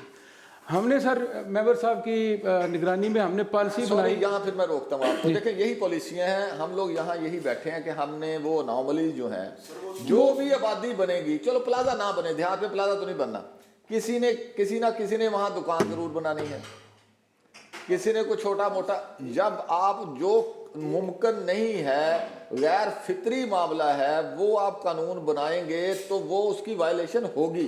आपने सही फरमाया सर, इसमें यही गुजारिश है कि अमेंडमेंट सर रेडी है वो जी, इसमें एक्ट में अमेंडमेंट क्योंकि करनी पड़ेगी, क्योंकि मेरा ख्याल है कि इस पर चीफ मिनिस्टर ने आपसे मीटिंग लेनी है, मुझे नहीं पता आज ले ले जी रेडी, वो हमारी अमेंडमेंट भी रेडी है। पहले CM गए थे ननकाना, हमने बात की थी कि हमारे जो कच्ची बादी शबाशी साहब ने ऑर्डर किए थे, उनकी कंप्लेंट्स कुछ पोर्शन रह गए थे छोटे छोटे, उनको कंसिडर किया जाए और नेक्स्ट इस पर ऑर्डर है जी। और बिल्कुल उसी की परसेंस में हमने समरी तैयार कर ली है, एक्ट बना लिया है, और हम उसके ऊपर वर्किंग बिल्कुल तैयार है, वो प्रोसेस कर रहे हैं। अभी आपको थोड़ा सा एक्सप्लेन करते हैं शायद सर जी। अमजद भाई, आज से 20 साल पहले जो कच्ची आबादी थी उसका क्या रेट था, आज 20 साल 25 साल के बाद उसका क्या रेट है जो गवर्नमेंट के? जी मैं सर उसमें ये भी अर्ज करता हूँ सर, इस तरह हुआ कि एक लेटर जारी किया गया अक्टूबर 2013 में, पॉलिसी लेटर अप्रूवल के साथ, कि जी अक्टूबर 2012 तक तो जो कट ऑफ डेट थी कि जहाँ तक जो बंदा भी आएगा आके मालकाना हकूक लेने के लिए, उसको तो ये जो 2012 के जो कास्ट ऑफ लैंड जो रेट लगाए गए हैं 2% और इस तरह वो लगेंगे, लेकिन इसके बाद जो आएगा उसको मार्केट रेट पे देना पड़ेगा। अब इशू इसमें मेन ये आ रहा है कि जो आपने प्रोप्राइटरी राइट्स वाली बात की कि उसमें इशू अब ये, अच्छा इसको भी हमने जो समरी भेजी है इसको हमने we have done away with, ये समरी इस वक्त लॉ डिपार्टमेंट में बल्कि अप्रूव होगी, कल मुझे उनकी कॉल आई थी वहाँ से, वो CS साहब के पास गई है, इंशाल्लाह आपके पास सर होगी विद इन फ्यू डेज होगी आपके पास, उसमें सारी चीज़ें आपने एड्रेस कर दी। जी सर, मेरा पॉइंट ये है जो अमजद साहब मतलब साहब, एक शहर में 10 कच्ची आबादियाँ, सर्वे हुआ 2011 से पहले जो कमेटी बनी थी, 2011 में 10 में से कोई एक आधा या कोई पोर्शन रह गया, सर्वे हुआ लेकिन वो उसको मिसिंग होगी किसी जगह पे, लेकिन वो आबादी पुरानी है, नई आबादी की तो हम बात नहीं करते, लेकिन वो कुछ लोग 5% 10% जो पहले के बैठे हुए हैं और पहले जो प्रोसीजर हुआ उसमें वो मिस हो गए, उनके लिए कोई ऑप्शन है या नहीं है? जो पुराने लोग, नए को तो हम करते नहीं है, नई तो हम डिक्लेयर ही नहीं कर रहे, जो ऑलरेडी आपने डिक्लेयर की हुई है पुरानी, उसमें सर ये है कि जी रेस किया जैसे सांगला में हुआ है, फिर डिस्कशन जब दो चीज़ें हो जाए ना, जो मेरी अंडरस्टैंडिंग है after the experience of 30 years and 30+ कि दो चीज़ें अगर हम अडॉप्ट कर लें, एक डिस्क्रेशन ख़त्म कर दें, डिस्क्रेशन नहीं होनी चाहिए ऑफिसर के पास, यस नो डिस्क्रेशन नहीं होनी चाहिए, डिस्क्रेशन फिर आपके लिए कुछ और होगी, अमजद साहब के लिए कुछ और होगी, और दूसरा चीज़ों को डिजिटाइज कर दें। जब डिजिटाइज कर देंगे, जब मेरे पास अख्तियार नहीं होगा इसको लेफ़्ट राइट करने का, अब रजिस्ट्री हो रही है, पहले होता था कि सब स्टार या तहसीलदार पैसे जेब में डाले, रजिस्ट्री पास कर दी, फीसें जमा नहीं होती थी। अब साइन उस वक्त जब तमाम फीसें पेड हो जाएंगी, कंप्यूटर के अंदर रिफ्लेक्ट हो जाएंगी, अकाउंट में गवर्नमेंट के पैसे आ जाएंगे। अगर सब रजिस्ट्रार से अगर चीफ मिनिस्टर या चीफ सेक्रेटरी भी रजिस्ट्री करवाना चाहे बगैर फ़ीस अदा किए नहीं हो सकती, क्योंकि वो साइन ही नहीं होगी। मैं एक दफ़ा अपना आर्म्ड डिफेंस था, उसको मैं एक्सटेंड करवा रहा था, मेरी पोस्टिंग थी साहिवाल में। अब वो डिपार्टमेंट भी हमारे अंडर है, लैंड भी हमारी है। जब प्रोसेस शुरू किया तो 4 बज गए, मेरा प्रोसेस मुकम्मल हुआ, पीछे से स्विच ऑफ हो गया। उनका सॉरी सर, वो हो नहीं सकता। अगर ये कंप्यूटर ना हो तो मेरे घर आके लाइसेंस मुझे बना के दे देते। मैं कमिश्नर था तो मेरे लिए तो कोई प्रॉब्लम नहीं थी। इसलिए अब कमिश्नर भी सिटिंग नहीं कर सकता। इस डिजिटाइजेशन जो है ना, और ये एक वाह सोल्यूशन, दुनिया की कोई कौम में भी हमसे अच्छी नहीं है, लेकिन वहाँ पर सिस्टम अच्छे हैं जो उनको अच्छा कर रहे हैं। अब देखना, अब सेफ सिटी आ गया है। अब पता नहीं चलना है कि अमजद साहब ने इशारा क्रॉस किया, मलिक वहीद ने क्रॉस किया या आपने क्रॉस किया है, तो उस चलान आप घर, तो ये मैं सर गुजारिश करता हूँ, मैं सर अर्ज़ करता हूँ, एक तो जैसे सर ने वो बताया था कि इसको हम डिजिटाइज कर दें, सर भी कर रहे हैं। सर इसमें पल्स प्रोजेक्ट है, पेल्ड्रा के अंडर हमारे बोर्ड ऑफ रेवेन्यू का एक प्रोजेक्ट है, जिसमें तमाम कच्ची आबादियाँ जो है उनको सर जो है उनका सर्वे किया जा रहा है डिजिटल, और फिर ये हमारे डिजिटल उसमें वो आ जाएंगी। ये जो इशू था कि वो इसको फिर ये ऑनलाइन और ये सारा हमारा ये नेक्स्ट ये जो ही दिसंबर तक शायद ये हमारा कंप्लीट हो जाए, और उसके बाद ये सारा फिर ऑनलाइन इस तरह हो जाएगा कि उसमें फिर वो डिस्क्रिप्शन वाली बात भी ख़त्म हो जाएगी, और फिर ये भी ख़त्म हो जाएगा कि जो है पटवारी नहीं बात सुनता, या वो ऑनलाइन हर चीज़ हो जाएगी। ये दिसंबर तक पल्स सर्वे कंप्लीट हो जाएगा।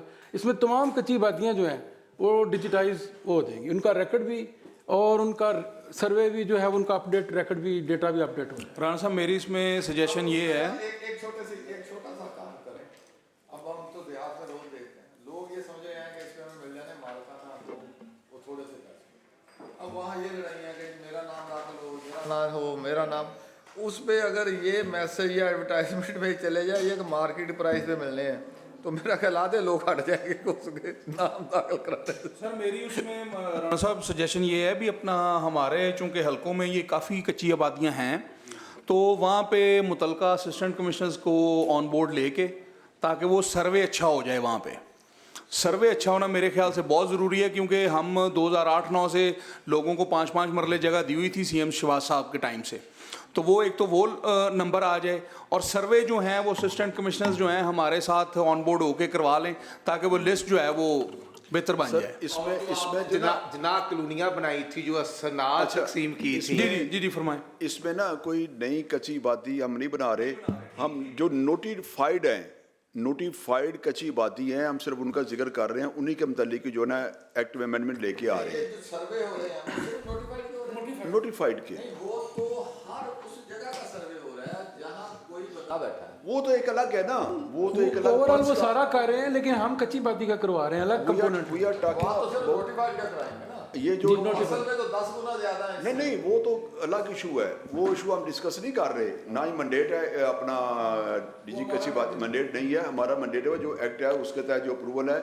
अब जो एक्ट अब असेंबली पास करेगी हम उस एक्ट के ताबे होंगे और उसमें करेंगे जो अमेंडमेंट आएगी। अमेंडमेंट पे आप लेकिन मलिक साहब इतनी मेहरबानी कर दें कि जो ऑलरेडी नोटिफाइड हैं कच्ची बातियाँ, उनमें किसी के पैसे जमा नहीं हुए थे, किसी का एक आधा डॉक्यूमेंट्स मिस था, उनको तो अलाउड कर दें कि वो उन्हीं के लिए हम उनको इजाजत ले रहे हैं। वो लोग बड़े परेशान हैं, 3 मरले का घर है और 7 वाले की रजिस्ट्री होगी उसकी रह गई है।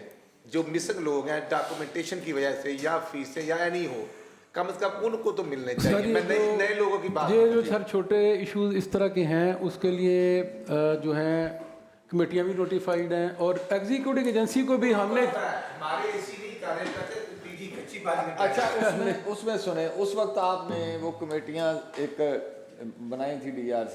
अच्छा, अब वो कमेटियाँ मतरूक हो गई हैं। नहीं सर मतरूक नहीं है, नहीं एक्टिव है, वो फंक्शनल है। वो आपको किसने कहा वो फंक्शनल है? लेवल पे कमेटियां थी? नहीं, वो कमेटियां जिले लेवल पे भी थी और तहसील लेवल पे दोनों भी थी। वो दोनों अभी तक फंक्शनल है।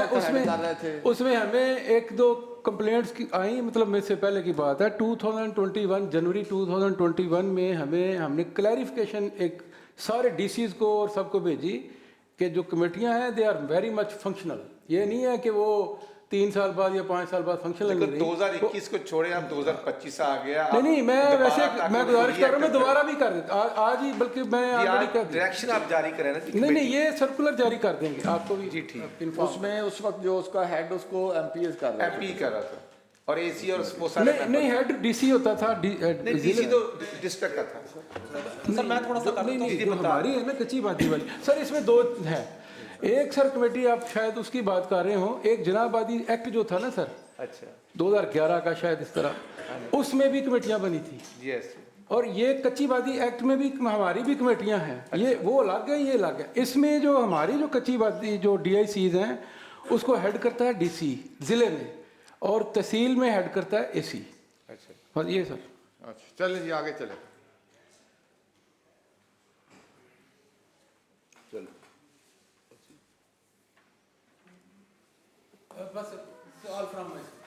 जी नेक्स्ट है जी अपना ज़ही चड्ढा साहब, सेक्रेटरी प्रोग्रेशन बोर्ड और नूली डिपार्टमेंट जो है पंजाब लिबरेशन बोर्ड, उसके अंदर हल्का सा व्यू दीजिएगा, लेकिन आप इसका डिस्पोजल बता दीजिएगा। Thank you sir.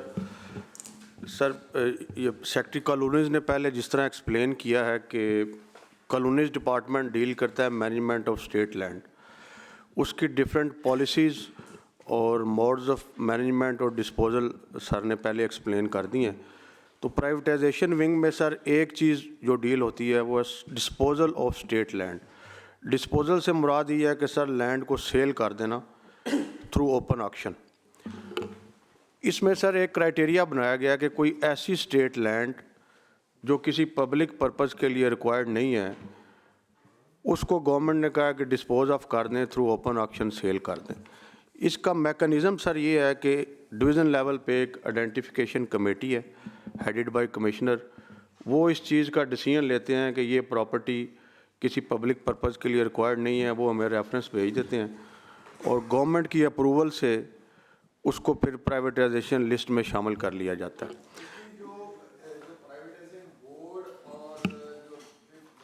बाकी दीगर जो अभी रिसेंटली एक इन्होंने की थी लीज़ के लिए, रेंट के लिए और सेल के लिए, वो अलग से है, उसकी कोई लिमिट है कि इस लिमिट तक वो करेंगे या ओवरऑल ही प्राइवेटाइजेशन बोर्ड ही करेगा थ्रू आउट सारा? नहीं सर, लीज और उसको तो पहले सेक्रेटरी कॉलोनी ने एक्सप्लेन कर दिया है, वो ही डील करेंगे।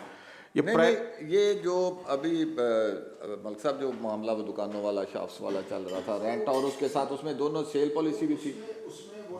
कानूनी डिपार्टमेंट का मैंडेट है सेक्रेटरी कानूनी का शॉप्स वाला। अच्छा। ये बेसिकली वो जगह थी जो अबंडेंट थी, जो इस्तेमाल में नहीं थी। फिर कमेटी बनी, कमेटी ने जगह को आइडेंटिफाई किया, फिर हमने सर्कुलर जारी किया। वो जगह जो इन फ्यूचर भी गवर्नमेंट को पब्लिक पर्पज रिक्वायर्ड नहीं है और जो समझदार कल को रोड एक्सपेंशन में आ सकती हैं, वो जगह भी आप रख लें। जो जगह ऐसी है, मतलब पट्टी एक बनी हुई है कसूर के अंदर, एक पट्टी है वो 30 एकड़ की पट्टी है और एक कनाल उसकी बैठ है 1.5 एकड़।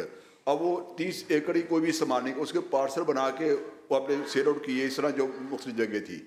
तो वो बेसिकली वो जगह जो इन फ्यूचर भी पब्लिक पर्पज रिक्वायर्ड नहीं है, वो प्राइवेटाइजेशन विंग देखता है। और उसके अंदर जो कमेटी बनी हुई है उसमें मेंबर बोर्ड ऑफ रेवेन्यू है, कमिश्नर है, DC है और 1-2 नुमाइंदे हैं। वो फिर ओपन ऑक्शन होती है, अखबार इश्तिहार आता है, ओपन ऑक्शन जाकर डिस्ट्रिक्ट में करवाते हैं। जो भी हाईएस्ट बिडर होता है उसकी 25% लेकर फिर उसकी अप्रूवल आती है बोर्ड के अंदर। फिर फुल बोर्ड उसको देखता है, मेंबर नहीं देखता है, एक फुल बोर्ड देखता है जिसमें हेड बाई सीनियर मेंबर और उसमें 12 मेंबर हैं, सेक्रेटरीज हैं सारे। वो फिर वहाँ पर डिस्कशन के बाद अगर वो अप्रूवल देंगे देन वो रिमेनिंग 75% जो अमाउंट है वो जमा करवाएगा। अच्छा, इसमें डिस्ट्रिक्ट अपना टोबा टैक्सिंग का कोई रकबा है प्राइवेटाइजेशन बोर्ड में? जी है सर, है। कौन सा? और रिसेंटली वो उसकी अप्रूवल भी हुई है, कुछ एरियाज़ हैं। इस फुल बोर्ड जो लास्ट मीटिंग हुई है उसके लिए ऑक्शन अप्रूवल के लिए आया हुआ है केस, वो सक्सेसफुल ऑक्शन हुई है। ये कहाँ था अगर इसकी कोई? ये एग्जैक्टली तो सर नहीं, आपको शेयर कर देते हैं लिस्ट। ठीक, तो बात ठीक। थोड़ा सा सर वर्किंग जो प्राइवेटाइजेशन विंग की है सर, ये 2010 से लेके 2019 तक ये एक autonomous body Punjab privatisation board के तहत काम करता रहा। ये जो स्लाइड है ये तो लिक्विडेशन बोर्ड की है। नहीं सर, ये नेक्स्ट पे चले गए, नेक्स्ट पे चले गए, पीछे इसके सर रूल्स रेगुलेशन चूँकि सेम है वो पीछे एक्सप्लेन कर दिए हैं। तो 2019 में सर इसको प्राइवेटाइजेशन बोर्ड को ख़त्म करके मर्ज कर दिया था कॉलोनीज डिपार्टमेंट। 2019 से लेके 2024 तक सर टोटल 10 प्रॉपर्टीज़ ऑक्शन हुई थी और उसकी वैल्यू जो है वो 48 करोड़ के करीब बनती है।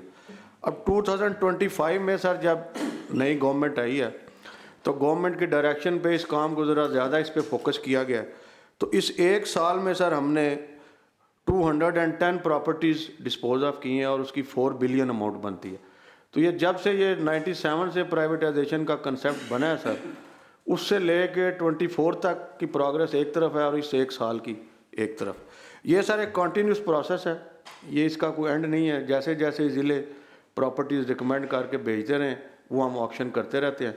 उसका मैकेनिज़्म सर ने बता दिया है, ऑक्शन कमेटी है वो इसको डील करती है। जहाँ कोई अफसर फाइल पे बैठ जाए सर उसका क्या इलाज है? उसका बड़ा अच्छा इलाज है सर। जो नई पॉलिसी आई है ना उसमें हर ऑफिसर के लिए एक टाइम लाइन है कि उसका जो काम है उसने with in that time line करना है। उस टाइम लाइन को हमने फॉलो किया है तो ये रिजल्ट आया सर। मलिक साहब क्या टाइम लाइन है इसमें? बाकायदा हमने जब जैसे अपना ज़हीर साहब ने बताया है कि इसकी जब बोर्ड की 30 साल की हिस्ट्री और हमारी 1 साल की परफॉर्मेंस की बात है, इसमें 30 साल में गया पिछले कह रहे 10 साल के अंदर। सर मेरे सिर्फ सवाल का जवाब दें, क्या इसमें जो शॉप्स वाला इशू है उसमें टाइम लाइन क्या है? सर टाइम लाइन ये है कि हमने एक अपनी टाइम लाइन बनाई। जितनी प्रॉपर्टी थी ना, पहले उन्होंने कहा जी आप इसकी आइडेंटिफिकेशन करेंगे, टाइम लाइन था विद इन 7 डेज। 7 डेज के बाद फिर आपने कहा जी अगले 7 डेज बाद में D pack register price assessment committee की। उसके बाद वो कितने दिन है? वो इतने दिन है 7-10 दिन। अच्छा चलो मैं पॉइंट, मैंने आपको एक एप्लीकेशन, एक नहीं 4 दरखास्तें लोगों की दिलवाई, वो कितने महीने हो गए सर? वो वही पड़ी हैं। वो कानूनी डिपार्टमेंट का मैं इनकी बात कर रहा हूँ। मैं तो चलो मैं आपसे पूछ लेता। अच्छा वो आपको वो अलग बता देते हैं पहले इसका। अच्छा इसका फिर ये था कि फिर जब बोर्ड में थी पी पैक होनी थी उसकी टाइम लिमिट थी, फिर ऑक्शन की टाइम लिमिट थी। चूँकि वो एक रेगुलर प्रोसेस है, एक स्कीम थी जिसके तहत जिसका रिजल्ट ये है कि मोर देन 4 बिलियन की जो प्रॉपर्टीज ऑक्शन की हैं वो 3 बिलियन गवर्नमेंट के अकाउंट में आ भी चुका है और बाकी अंडर प्रोसेस है। और उन कन्वेंस सबसे बड़ी इंपॉर्टेंट बात है, सेल के कन्वेंस डीड जारी हो चुकी है। जबकि आपके शहर के मुझे याद है एक टोपे का आता है बंदा नॉर्वे में है, उसने आज से कोई 10 साल पहले एक रेस्ट हाउस खरीदा था, 10-11 एकड़ जगह थी, जब शायद न्याज साहब वहाँ पर थे। टोबा रहे ना वो अच्छा जंग का केस है वो उसका, वो भी था 10 साल में उसको कोई इशू रिजॉल्व भी हो सके। अब हमने फोकस किया हुआ है, कन्वेंस डीड तक अब जारी कर रहे हैं। बड़ा अच्छा ये जो भी का वो आपने अपनी जिम्मेदारी पे लिया था, आपने लेटर लेकिन मैंने तो जहाँ तक पहुँचाना था पहुँचा दिया। वहाँ अच्छा दुकानदारों ने दरखास्तें दे दी कि ये हमें सेल बाय प्राइवेट ट्रीटी दे दें, उसका फैसला ही नहीं हो पा रहा। ठीक है जी। अपना शाहरुख साहब ये एक एप्लीकेशन हमने ADCR टोबा बैठे हो टोबा टैक्सी चेक किया सर, हमारे पास कोई चीज़ पेंडिंग नहीं पड़ी, हमने फॉरवर्ड कर दी हुई कमिश्नर ऑफिस को सर अकॉर्डिंगली। नहीं सर नहीं सर, मुझे आए हुए 1 महीना हुआ, मेरे आने से पहले आपसे पहले पड़ी नहीं, वो जो आपसे पहले गई थी ना वो दोबारा उसके बाद जिस दिन आप आए हैं उस दिन 2-3-4 दिन पहले वो प्रोसेस होके गई हैं, वो जो कमेटी आपकी बनी हुई है स्टिल वही है, उसका कोई डिसीजन नहीं आया। मैं सर वो आपको शेयर वापस आती मैं आपको सर शेयर कर देता हूँ। ठीक नहीं वो हमने अभी भेजी है सर, ठीक कह रहे हैं, वो पिछले नहीं, उसमें ये था कि आपने शेड्यूल के अंदर डालना है, वो आपका डोमेन है कि सेल के अंदर डालो या लीज, हमने आपको डायरेक्शन दी थी कि देखो। हाँ वो हम यही चाह रहे थे, पहले उसने डिसाइड करना है वो चीज़ें हैं पॉलिसी के अंदर मौजूद का ये शॉप्स हैं रेंट आउट या सेल भी हो सकती हैं, वो रिटेनेंट कमेटी ने देखना है कि ये दुकानें सेल हो सकती हैं नहीं, अगर नहीं सेल हो सकती लीज पे देंगे, अगर सेल हो सकती हैं फिर उसको ऑक्शन में आप सेल प्रोसेस में ले जाएंगे। ये इशू है, इशू को समझ लें। और चूँकि जो अमजद साहब को होता है ना मामलात, वो परस्यू भी करते हैं और बड़ा एक्टिवली उसको देखते हैं और उसके लिए मैं उनके साथ हमारा करीबी लाजर रहता है, तो इसको प्रॉपर तरीके से देखना आपने। और ठीक है जी, अब ठीक सर, थैंक यू जी। नेक्स्ट ये स्टार्ट पे आइएगा ज़रा इसको, नेक्स्ट ये सर एक और जो रिसेंटली सब्जेक्ट ऐड हुआ है प्राइवेटाइजेशन ब्रांच में, उसकी आपको एक्सप्लेनेशन दे देते हैं। ये सर एक कोऑपरेटिव सोसाइटीज़ का कंसेप्ट रहा है 1960 से लेके 93 तक। 93 में सर इस पे एक स्कैम आया जो कोऑपरेटिव बैंक्स फ्रॉड के नाम से बड़ा फेमस हुआ। उसमें एक सुप्रीम कोर्ट के जज लोन कमीशन बना और उस सुप्रीम कोर्ट की फैसले की रोशनी में सर एक PCBL, Punjab board for cooperative board for liquidation बनाया गया 93 में। उसका सर सोल पर्पज़ ये था कि तमाम जो कोऑपरेटिव बैंक्स हैं उनको क्लोज़ कर दिया जाए, जितने लोगों के क्लेम हैं, जितनी लाइबिलिटीज़ हैं, उसको सेटल करके तो इस सारे कॉन्सेप्ट को वाइंड अप कर दिया जाए। ये सर 93 से लेके 2025 टाइमलाइन क्या थी लोन कमीशन की? उसकी टाइमलाइन तब तो 1 साल की थी सर। हाँ, तो कितने साल हो गए हैं? जी 2025 आ गया सर। हाँ, तो 25 और 7, लेकिन 25 तक सर कोई 80% काम जो बोर्ड है उसने कर दिया। 102 सोसाइटीज़ में से कोई 96 के करीब वाइंड अप हो गई। तो रिसेंटली सर गवर्नमेंट ने ये डिसाइड किया है कि ये PCBL को भी डिज़ोल्व करके और इसको मर्ज कर दिया जाए बोर्ड ऑफ रेवेन्यू में, और जो बाकी प्रोसीडिंग रह गई हैं वह बोर्ड ऑफ रेवेन्यू की निगरानी में उनको कंप्लीट किया जाए। उसमें ज़रा काइंडली ज़रा रुकिएगा। उसकी मैं इसमें जो कितने हज़ार फाइल थी, वो जो एक स्कैंडल चल रहा है इसका बोर्ड का, वो कहाँ गई है? उसका को पता है? नहीं सर, थोड़ा सा स्पेसिफिक आप बता देना कि इसमें वो तो एक पूरा हाईलाइटेड मीडिया में, अभी मेरी एक अर्जेंट मोशन भी उस पर है, वो कमेटी को रेफ़र हो गई हुई है। तो मेरा ख्याल कितने हज़ार फाइल थी जिनकी डिग्रियां हो गई थी और वो फाइलें ही सारी गायब हो गई हैं। डिग्री शुदा फाइलें गायब हो गई हैं जो कोऑपरेटिव बोर्ड के हक़ में डिग्रियां हुई हैं। लोगों ने जो लोनी जिन्होंने कर्जे लिए हुए थे उनके अगेंस्ट जो प्रॉपर्टीज़ थी वो उसके वाले से, उसमें तो ये एक तासर है जो लोग अफेक्टीज़ हैं उसमें कि ये सारा जो अब इसकी मर्जर होने जा रहा है, ये सारा उसको अंडर कारपेट करने के लिए जा रहा है। ना बांस रहेगा ना बांसुरी बजेगी। ऐसा तासर वो रहेगा नहीं, पता नहीं होगा ज़मीनें कहाँ नहीं, अदारा बदल गया, बात खत्म। नहीं, अदारा नहीं बदल गया, अदारा वहीं पर है, सिर्फ उसका हेड चेंज हुआ है, बाकी सारा अदारा मर्जर हो गया ना, रेवेन्यू बोर्ड में चला गया। मर्जर हो गया। अब ये था कि उसकी जो प्रॉपर्टी थी ना, उसकी यूटिलाइजेशन कोई नहीं हो रही थी। अब ना उनका पास अख्तियार था यूटिलाइजेशन का, ना बोर्ड इंटरवेन कर सकता था। अब जो मेन उसमें काम हो ना, जितनी भी उसकी प्रॉपर्टीज़ हैं, स्पोर्ट ओवर टैक्सिंग में एक 10 एकड़ जगह पड़ी हुई थी। अब एग्रीकल्चर लैंड है, ना उसको लीज कर सकते, ना उसको सेल कर सकते, ना उसको डिस्पोज ऑफ कर सकते थे। अब कहता है ये लिक्विडेशन बोर्ड की जगह आप वहाँ कार्य बनाना चाहते हैं। अब बोर्ड ऑफ रेवेन्यू उसको पब्लिक पर्पज यूज़ कर सकता है। अब आप जो इसकी लिक्विडेशन बोर्ड की प्रॉपर्टीज़ हैं, इस एक्ट से पहले आप उसको किसी गवर्नमेंट एक्टिविटी में नहीं ला सकते थे। अब वो गवर्नमेंट के किसी पर्पस में आ सकता है। No, it is a part and parcel of. चलो इससे थोड़ा सा आगे आ जाते हैं। लाहौर में जो एक स्कैंडल है कि उस कोऑपरेटिव लैंड्स पे जो है वो हाउसिंग कॉलोनियाँ बन गई हैं और उसकी वो सेल हो रही है। ये डिफेंस में भी हैं और ये बैरिया में भी है कोऑपरेटिव की जगह जो उन्होंने शामिल कर ली हुई है, उसका क्या किया? अच्छा जी, मैं अभी चूंकि हमने 1 वीक पहले चार्ज लिया है और सैटरडे को छुट्टी होती है, लेकिन फिर इससे मैं थोड़ा सा आपको अपडेट कर दूंगा ना। सैटरडे को भी मैंने खुद जाकर तकरीबन लाहौर की 10 प्रॉपर्टी विजिट की हैं। उसमें बहरिया के साथ भी एक 1400 कनाल जगह थी, जिसमें से कुछ एक पोर्शन कोई मेरे ख्याल 30-40 कनाल का या समथिंग कुछ एरिया के ऊपर बहरिया ने इंक्रोच कर लिया था। वो मामला पहले उनके साथ टेकअप हुआ है, दोबारा उसको देखेंगे। इस तरह और भी लैंड्स पड़ी हुई है। एक शख्स मैं आपके पास भेज दूंगा, आमिर खान उसका नाम है, ठीक है। वो इसका जो कह लें कि डिक्शनरी है सारी कोऑपरेटिव की, लिक्विडेशन बोर्ड की भी, वो सारा A to Z, कितनी फाइलें गायब हुई, कहाँ कहाँ हुई, कौन कौन उसमें शामिल था, कौन कौन सी ज़मीन इस वक्त किसके कब्जे में है, किस सोसाइटी में है, वो सारी। हाँ बिल्कुल बिल्कुल बिल्कुल, मैं आपके पास उसे भिजवा दूंगा, उसको ज़रा काइंडली सुन लियो। वो आधा पागल हो गया है फिर के, ठीक है। वो ज़रा हम्बली उसको सुन लीजिएगा तो आपको हेल्प हो जाएगी। माशाल्लाह आप बड़ी नेक नीति के साथ काम कर रहे हैं। चलो, अगर उसका सरकार का ही फ़ायदा होगा। वो लोग तो मर खप गए हैं जिनके क्लेम थे, वो तो पता नहीं कहाँ कहाँ गए, किधर किधर गए। प्रॉब्लम ये है कि जगह अंदर है, साइड में सोसाइटी बनी है, एक सड़क काट के बेच दे ना, वो बंदा 4 बंदे मिल जाए। नहीं, वो पूरा मिले हुए हैं, वो उन्होंने पूरी कॉलोनियाँ दो शुगर मिल की बात बताने लगे थे, वो उसका क्या इशू था? हाँ, उसका भी ये था कि उन्होंने लैंड तो ली थी शुगर मिल के लिए, शुगर मिल बंद करके आगे किसी को उन्होंने बेच दी जगह, हाउसिंग कॉलोनी के लिए बेच दी। अब वो टर्म्स एंड कंडीशन वायलेशन थी, जब उसका रेफरेंस है मेरे पास, मैंने लैंड वो रिज्यूम कर ली, क्योंकि वो शुगर मिल रखा सर उसका कोई एग्जैक्ट 50 एकड़ था या 40 एकड़ था, कितने एकड़ों में ही था कोई, तो वो तो इस तरह जो भी लैंड यूज उसका इस्तेमाल गलत करेंगे वो लैंड रिज्यूम हो जाएगी जब भी कंप्लेंट आएगी।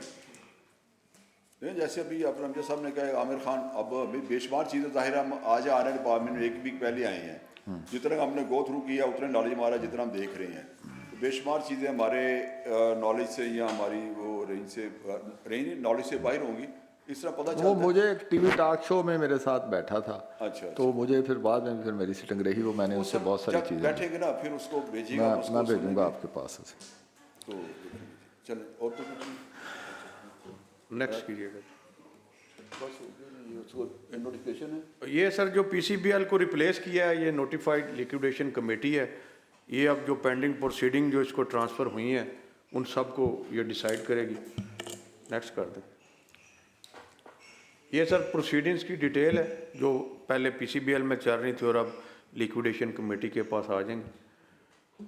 और फोर्थली सर जो डिस्पोजल ऑफ प्रॉपर्टीज़ हैं पीसीबीएल की, पहले उसकी कोई क्लियर कट पॉलिसी या लॉ नहीं था, तो इस लॉ में बड़ी सर मल्टीपल पर्पसेस के लिए पीसीबीएल की प्रॉपर्टीज़ गवर्नमेंट यूज़ कर सकती है, उस पर हम एक पॉलिसी बना रहे हैं, वो प्रेजेंट करेंगे, अप्रूवल के बाद उस पर फिर अमल किया जाएगा। अच्छा मलिक साहब, इसमें चलो मैं एक बंदा है, वो मेरे शहर में एक इशू भी है, वो उस बेचारे की कोई उसने जो इन्होंने रेंट पे दी थी दुकानें बोर्ड ने, उसने एक दुकान ले ली, इसी तरह जैसे उस वक्त जब नीलामी हो रही थी वो एक दूसरे से बढ़ बढ़ के बोलियां देते रहे, 10,000 रुपया उसकी रेंट प्राइस थी, 90,000 रुपये उसने ले ली, वो तो दे होने ही नहीं थे, बैठ गया, चेक ले लिए डिपार्टमेंट ने उससे पहले, अब वो जब वो ना दे सका तो उसकी दुकान सील कर दी, तो चेक भी ज़ाहिर है वो वक्त के साथ साथ एक तो दुकान सील की, लेकिन किराया उसको डालते रहे, जब दुकान सील की तो किराया किस बात का डालते रहे भाई। अब उसके खिलाफ बेचारे के पर्चे भी करवा दिए हैं, वो फिर वो उसको देगा तो कुछ छोड़ेगा ना, सील तो की हुई है महकमे ने, सामान भी उसका गरीब का वो अंदर सारा ज़ाया हो गया, पता नहीं साल 2 साल लगा 3 साल सील की को ना, पैसे उसको डाले जा रहे हैं, उसके पर्चे वो मैं भेजूंगा जी आपके पास, उसको ज़रा सुन लीजिएगा। नहीं सर वो करे जायज़ ना, जब आपने दुकान सील की तो किराया तो बंद कर देना, उसका कहाँ, जब आपने उसे सील करके पोजीशन आपका या उसका है, किराया भी लेते रहना, सील भी रखनी है, वो तो ले ले उससे, वो तो कहता मेरे पास तो है ही नहीं, ले ले।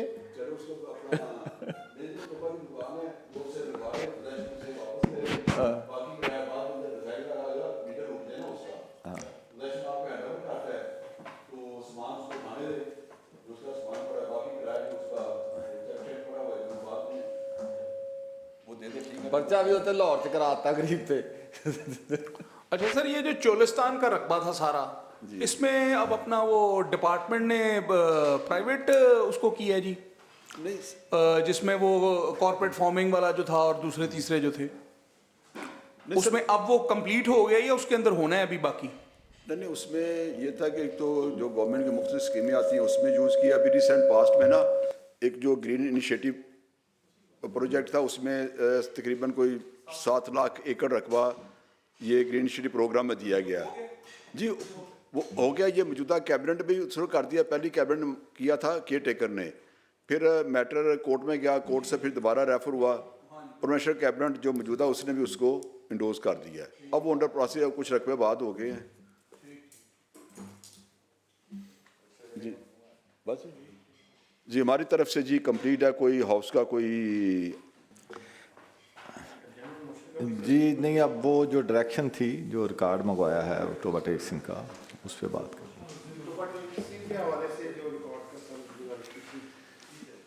जी। उसमें मैंने ये पूछा था कि गुज़श्ता 3 साल के अंदर टोबा टेक्सिंग में कितनी लीजेस दी गई हैं, प्रोप्राइटरी राइट्स दिए गए हैं, और दोनों का वो पूरा रिकॉर्ड, उसकी मौजूदा स्टेटस क्या है। जैसे आपने फरमाया कि वो तो अख्तियार ही नहीं था, प्रोप्राइटरी राइट देने का अख्तियार ही ख़त्म हो गया था, तो वो फिर किस इख्तियार के तहत दिए, किस किस अफसर ने दिए, अब उसका मौजूदा स्टेटस क्या है, वो रिपोर्ट मैंने मांगी थी। एक तो ये मांगी थी, इसका ज़रा ये बता दें पहले, फिर उस पर नेक्स्ट बात करते हैं।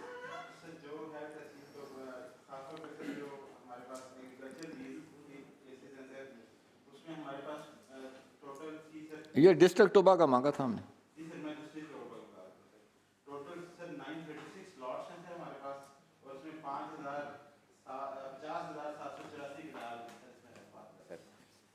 और सर इसमें अगर इसमें हमारे पास सर मेजर जो चंक है उसमें वो बंजर कदीम रकबा, इस वजह से वो एक्चुअली लीज आउट नहीं हो सकी। जैसे तहसील टोबा में टोटल रकबा है 51,447 कनाल, तो उसमें बंजर कदीम है 38,000, तो इस वजह से मेजॉरिटी जो लैंड है वो एक्चुअल लीज आउट नहीं हो सकी, क्योंकि वो नहीं हो सकती, वो तो क्वेश्चन ही नहीं है ना।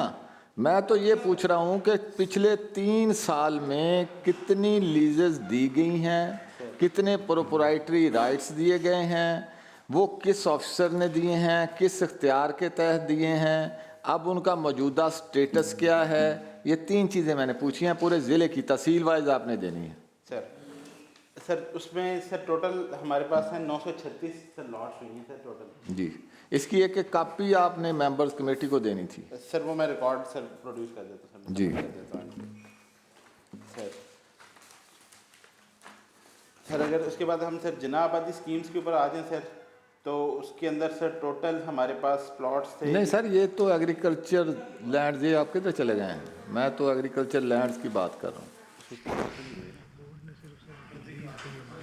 सर हमारे पास हमें सर हमारे एक सवाल समझ कल मैंने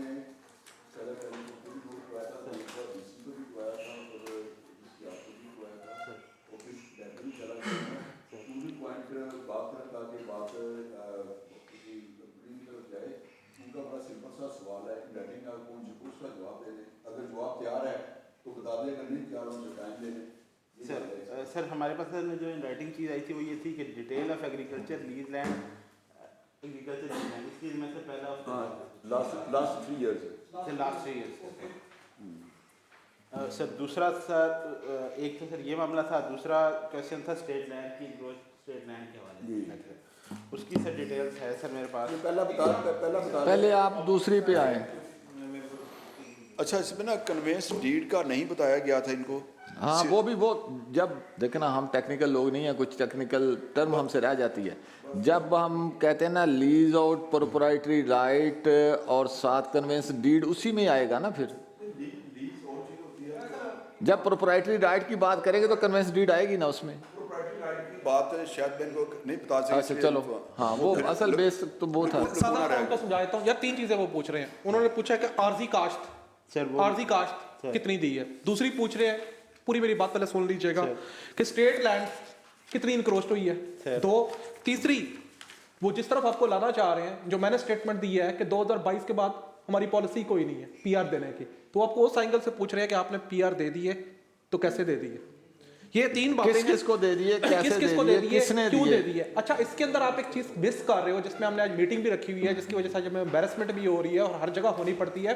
आपको हमने पोर्टल बना के दिए हुए हैं। अगर आपके पास पोर्टल ये चल रहा होता जो हमने बना के दिया टीसीएल, तो अभी हम यहाँ पे लाइव दिखा देते आपको। पोर्टल के ऊपर ये सारा इंक्रोचमेंट का भी पोर्टल है, जिससे आज 3 बजे आपसे मीटिंग है, टीसीएल के ऊपर भी है, और उससे हमें भी पता चल जाता है कि पीआर 22 के बाद जब पॉलिसी नहीं है तो कैसे दे दी। ये 3 अब सवालों पे आ जाओ। टीसीएल के अंदर रकबा कितना है, इनक्रोच कितना है, 2022 के बाद कितने मालकाना हकूक हुए, चाहे जो स्कीम भी है। सादा सर, जो पहला क्वेश्चन है सर, उसके ऊपर टोटल 936 लॉट्स हैं सर जो इस वक्त गई हैं सर। सेकंड जो सर क्वेश्चन है, जो स्टेट लैंड की इंक्रोचमेंट वाला सर क्वेश्चन है सर, उसमें सर हमारे पास हमने 290 कनाल 14 नहीं, ये 936 तो लॉट्स हैं।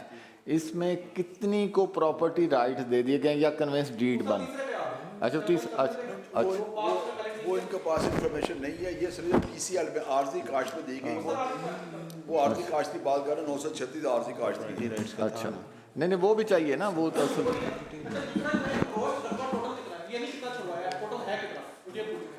सर मैं एनक्रोच मैंने सिर्फ तहसील टोबा का पूछा। सर ये ना सर टोटल जो हमारे पास इंक्रोच सर रकबा है वो है सर 4532 कनाल सर, 4532 कनाल 2 मरले सर। और ये आपके पोर्टल पे भी रिफ्लेक्ट है? सर सॉरी मैं पोर्टल से इस वक्त अवेयर नहीं पोर्टल पे भी होगा कि एक बात जी राइट सर। सुप्रीम कोर्ट भी देना होता है हर जगह ये बात सर पोर्टल पे इसको आज इसीलिए आपसे मीटिंग रखी है सर पोर्टल पे लाती है आपको राइट सर, मैं सर पोर्टल पर चेक हाल यही है कि हमने आप वाली बात का हल निकाला था, एक पोर्टल बना रहे हैं ताकि उस पर पूरा पता हो, कोई देखना चाहे तो देख ले, हमने बना के दे दिए हुए हैं। आज इसी पे मीटिंग रखी हुई है क्योंकि सर कभी हमसे सुप्रीम कोर्ट पूछती है, मिस रिपोर्टिंग बहुत होती है सर, वो इनके अपने पास होगा बट आप तक सबको वो एक होगा कि यहाँ हम दिखा देंगे कि ये, तो वही सर हमें हल, क्योंकि सब स्टेट लैंड को हम थोड़ा सा वो जी। और थर्ड जो मालकाना हकूक कितनों को देंगे सर? मालकाना हकूक के बारे में सर एक पहले सर सबमिशन ये है कि वो मालकाना हकूक जो था वो ये जो जनाबादी वाला सर जो मर्जी हो सर वो मैं सर सबमिट टोटल जिस तरह अभी आपके मैंने 79 मालकाना हकूक देखे थे सर, वो पॉलिसी ही नहीं थी। हम उसकी बात कर रहे हैं कि आपने किसी को मालिक बनाया है, क्योंकि 2022 के बाद आप किसी स्कीम के अंदर भी मालिक नहीं बना सकते सर। उसकी सर मेरे पास डिटेल नहीं है कि कब कब कितने कितने हुए हैं। टोटल 2126 प्लॉट है। 2126 सर टोटल प्लॉट्स है, जिसमें से 896 की म्यूटेशन पास हो चुकी हुई है। तो अब देखो ये बात तो है फिर। देखें आप आ गए हैं जनाबादी में। हाँ अच्छा, एक ही बात मैं तो जो एग्रीकल्चर लैंड है मेरा उस पे ज़्यादा फोकस है। अच्छा वो तो चलो उसमें कोई बड़ा मामला नहीं है, वो तो छोटे छोटे लोग हैं कि कोई 10 मरले का होगा, कनाल का होगा, कोई 2 कनाल का होगा, वो इलीगैलिटी है, वो इलीगैलिटी है, वो डिपार्टमेंट ने देखनी है। मेरा इशू ये है कि जो वहाँ रोज़ हमें लोगों से बातें सुननी पड़ती हैं, मेरा इशू ये है कि जो एग्रीकल्चर लैंड्स जो हैं वो उसमें जो दी गई हुई थी, आर्जी काश्त पे दी हुई थी या किसी स्कीम के तहत दी हुई थी, उनके कितनी पिछले 3 साल में कितने लोगों को कन्वेंस डीड बने हैं, प्रॉपर्टी राइट मिले हैं, किस किस अफसर ने दिए हैं, किस कानून के तहत दिए हैं, क्या अख्तियार था।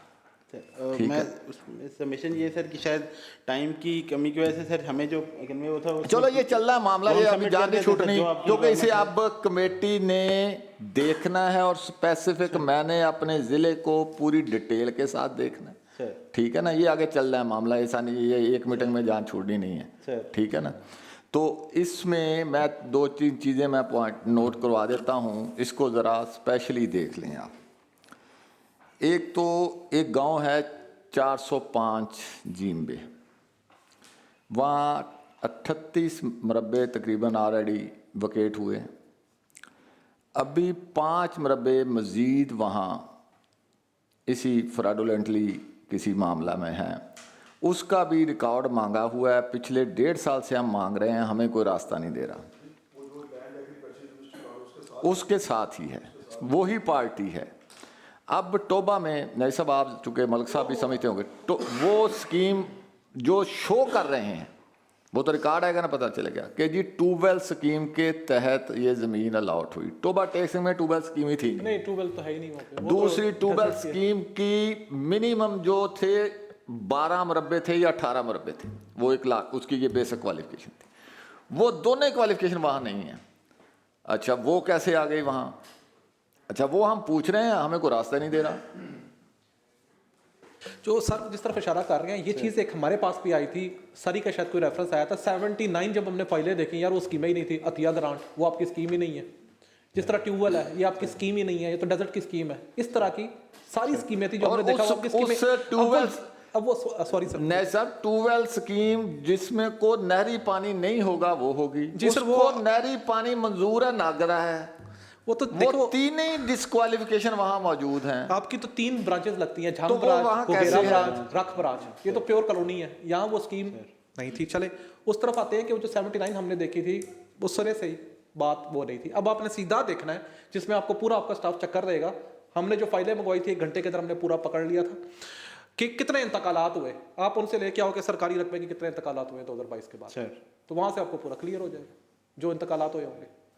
तो पिछलों को भी हमने कहा था रिव्यू करवाओ, वो शायद आपने रिव्यू कर लिए थे 79, वो आप देखें, क्योंकि जितनी देर तक आप बैठे रहेंगे रिव्यू नहीं होंगे तो कल CMIT आपसे भी पूछ सकती है कि यार जब हमारी बोर्ड की डायरेक्शन है, क्योंकि आप इसको क्लियर करके ना हमने देख के फिर भेजना, हमने CMIT को ही है सारा मामला। इसमें अगली बात जो है कि ये गवर्नमेंट ने एक पूरा महकमा खड़ा किया है पीरा के नाम से कि आपने जो इंक्रोचमेंट्स हैं उसको, आपके पास स्टाफ की कमी थी, आपने नहीं वो करवा पा रहे थे। मैं 2-3 चीज़ें उसमें पॉइंट आउट करता हूँ। 397 एक गांव है, वहाँ एक आबादी बनी, कुछ 5, 10, 15, 20 लोग, एक एनक्रोचर का ग्रोह था, उसके ख़िलाफ़ कार्रवाई होगी 32-34 की, वो जगह खाली हो गई। वो फिर दोबारा महकमा माल के लोगों ने दोबारा कब्ज़ा करवा दिया। कुछ मौजूदा AC साहब को 3 मरतबा तो मेरी मौजूदगी में DC साहब ने कहा है कि जी आप उस पर एक्शन क्यों नहीं लेते, उसको करवाएं, तो अभी तक तो वो नहीं हुआ। इस तरह की और भी मिसालें हैं। दूसरी बात ये है कि जहाँ भी कार्रवाई जो है की जाती है, 1 या 2 घर गिरा के आप आ जाते हैं, को 5, 7, 10 जो है वो दूसरे साथ वाले छोड़ के आ जाते हैं। वही चीज़ है, वही सब पे एक ही कानून लागू होता है, एक ही जगह है। तो ये जो पिक एंड चूज़ है ये क्यों है? तीसरा, मेन रोड्स हैं, जंग रोड है, गोयरा रोड है, कमर्शियल लैंड्स हैं, उसमें से रास्ते जो है हाउसिंग कॉलोनीज़ को, वो कैसे महकमा माल की जो कैसे नज़रें वहाँ से बंद होती हैं, नज़रें से ओझल कैसे होता है, शहर के बिल्कुल मुल्हिका हैं सारे मामले। तो वो क्या है उसको देखें। इसी साहब जंग रोड पे जहाँ से ये शुरू होती है ना, जंग रोड आप टूवर्ड अपोजिट रेस्ट हाउस, उसका नक्शा निकलवा के देखें। उसके साथ लेफ़्ट साइड पे शहर की तरफ से जाते हुए एक सड़क के साथ साथ एक वाटर कोर्स है। अब वो अबंडेंट है लेकिन बहरहाल वो रिकॉर्ड में है। वो ज़मीन 2 हिस्सों में तकसीम होती है।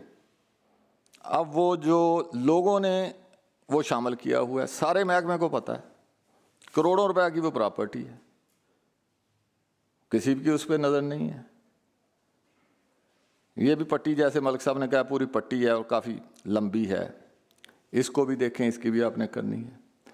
गोजरा रोड पे भी एक बड़ी कीमती प्रेशियस लैंड है, उस पे भी इसी तरह एक एनक्रोचर काबज़ है और उसका स्टेटस क्या है, कितने सालों से कहाँ कहीं को केस डंप हुआ है, रेवेन्यू बोर्ड में डंप हुआ है, कहाँ है, महकमे ने क्या कार्रवाई की है, जिसके ख़िलाफ़ कोई स्टे नहीं है उसके ख़िलाफ़ कार्रवाई क्यों नहीं हुई, वो भी देखें। जहाँ तो मैं बड़ी, मुझे अफसोस भी है, माज़रत भी है कि एक मज़दूरों के बच्चों के लिए स्कूल बनना था, वो मेहरबानी थी न्याई साहब की, मलिक साहब की, कि इन्होंने वो जगह भी कहा कि ले लें, लेकिन मकामी अफसरान को पता नहीं क्या इशू क्या था उसके साथ कि कोई काम नेकी का ना हो जाए, फलाह का ना हो जाए, उस पर आपने ऐसी ऐसी पखें लगाई हैं। दे रहे हैं आप मुफ्त ज़मीन, डिपार्टमेंट को दे रहे हैं, एक फ़ाइल कभी इधर को भेज देते हैं, कभी इधर को भेज देते हैं, इस पर लिखें जी इसकी कीमत लगाएं जी, मलकियत देनी है आपने, इसका नक्शा बनाएं जी।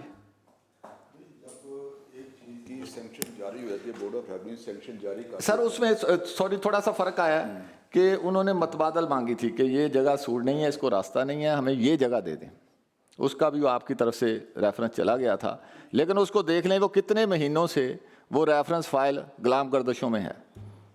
पता नहीं मसला क्या है इन्हें, वो काम इनके से हो निकल ना जाए लोगों का, लेकी का, लोगों के साथ कोई भला ना हो जाए इनसे।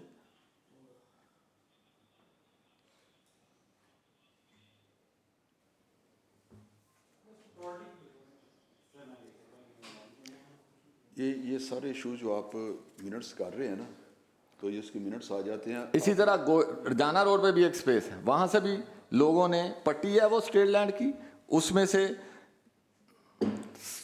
पैसे दे के सड़कें निकली हाउसिंग कॉलोनी से। ये भी नोट कर लें जी, ये जो सड़कें इलीगल बनी हैं वो तो आप उसको सड़कें डिमोलिश करें उसकी। गोयरा रोड पे जो स्कूल है, हायर सेकेंडरी स्कूल बना, हाई स्कूल है गालबन बच्चियों का, उसके साथ एक पट्टी है, वहाँ से भी एक कॉलोनी को जगह सड़कें निकली। और ये चेक करें हाउसिंग कॉलोनी अगर अप्रूव्ड हैं तो उनका अप्रूव नहीं है, वो वैसे ही अनअप्रूव है। दूसरा वो ऊपर से रास्ता तो बिल्कुल नहीं दिया जाए, अप्रूव्ड है तब भी वो लैंड अपने परचेज करें या एक्सचेंज में लैंड दें, ठीक है। अगर अप्रूव नहीं है तो फिर उनको वैसे आप डिमोलिश कर दें, लेके जाएं क्रेन, उसका रास्ते सड़कें तोड़ दें। अच्छा, वहाँ स्कूल को जगह से अलाव हुई 50 कनाल सरकारी स्कूल को, उसके बाद दरमियान में पटवारी साहब ने किसी से मुलई भगत करके खुद ही वो जगह 30 कनाल कर दी। नहीं, सेक्शन 50 कनाल की हो गई थी, हुई तो ट्रांसफर हुई फर्द। इस बात को भी पिछले 6 माह से मैं लगा हूं उसके पीछे भी, ये कैसे हुई, वो रास्ता ही नहीं दे रहा कि ये भाई किस इख्तियार के तहत ये जमीन वापस अच्छा हुई है। एक और था पॉइंट, वो सारी जगह इनक्रोच करवाई हुई है, एक सराय मार्केट, वो सारी जगह इनक्रोच की हुई है। अच्छा, एक सराय मार्केट है टोबा टेक्सिंग में, वो भी रडार पे नहीं है, शॉप्स बनी है स्टेट लैंड के ऊपर, वो भी उसका कोई किराया नहीं किसी भी डिपार्टमेंट को जा रहा, तो वो भी चेक करें। सराय मार्केट, ये चीज़ें मलिक साहब मैंने नोट करवा दी हैं, इसको कमेटी ने ही देखना अभी, चूँकि इनिशियली है, आज हम भी पूरी तरह प्रिपेयर नहीं थे, हमने पूरा इसको यहाँ देखना है सारे मैटर। ठीक है जी, सारी चीज़ें इसके 1 by 1 जितने तो इसको नोट्स आपने सेंसिटाइज कर दिया है, फिर कल को बंदा शिकायत ना करे।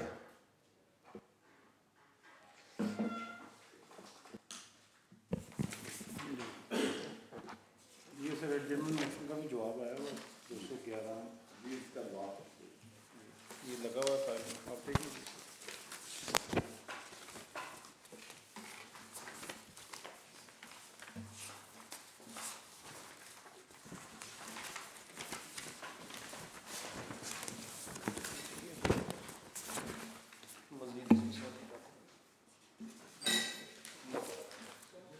Gazette notification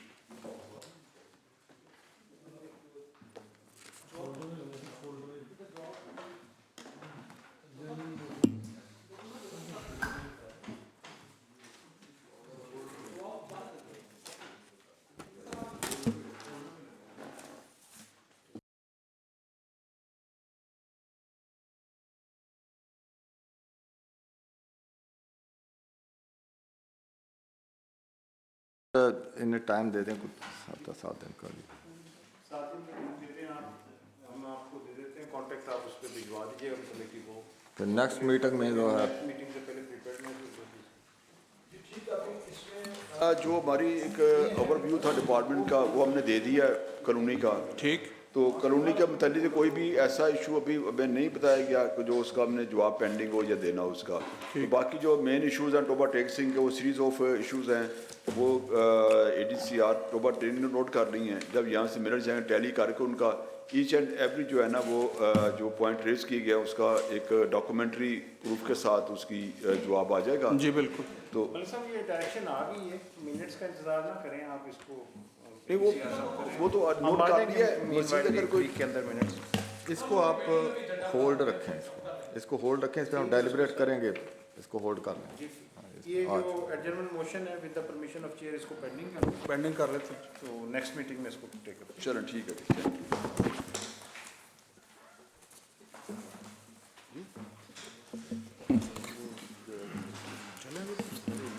thank you very much ji.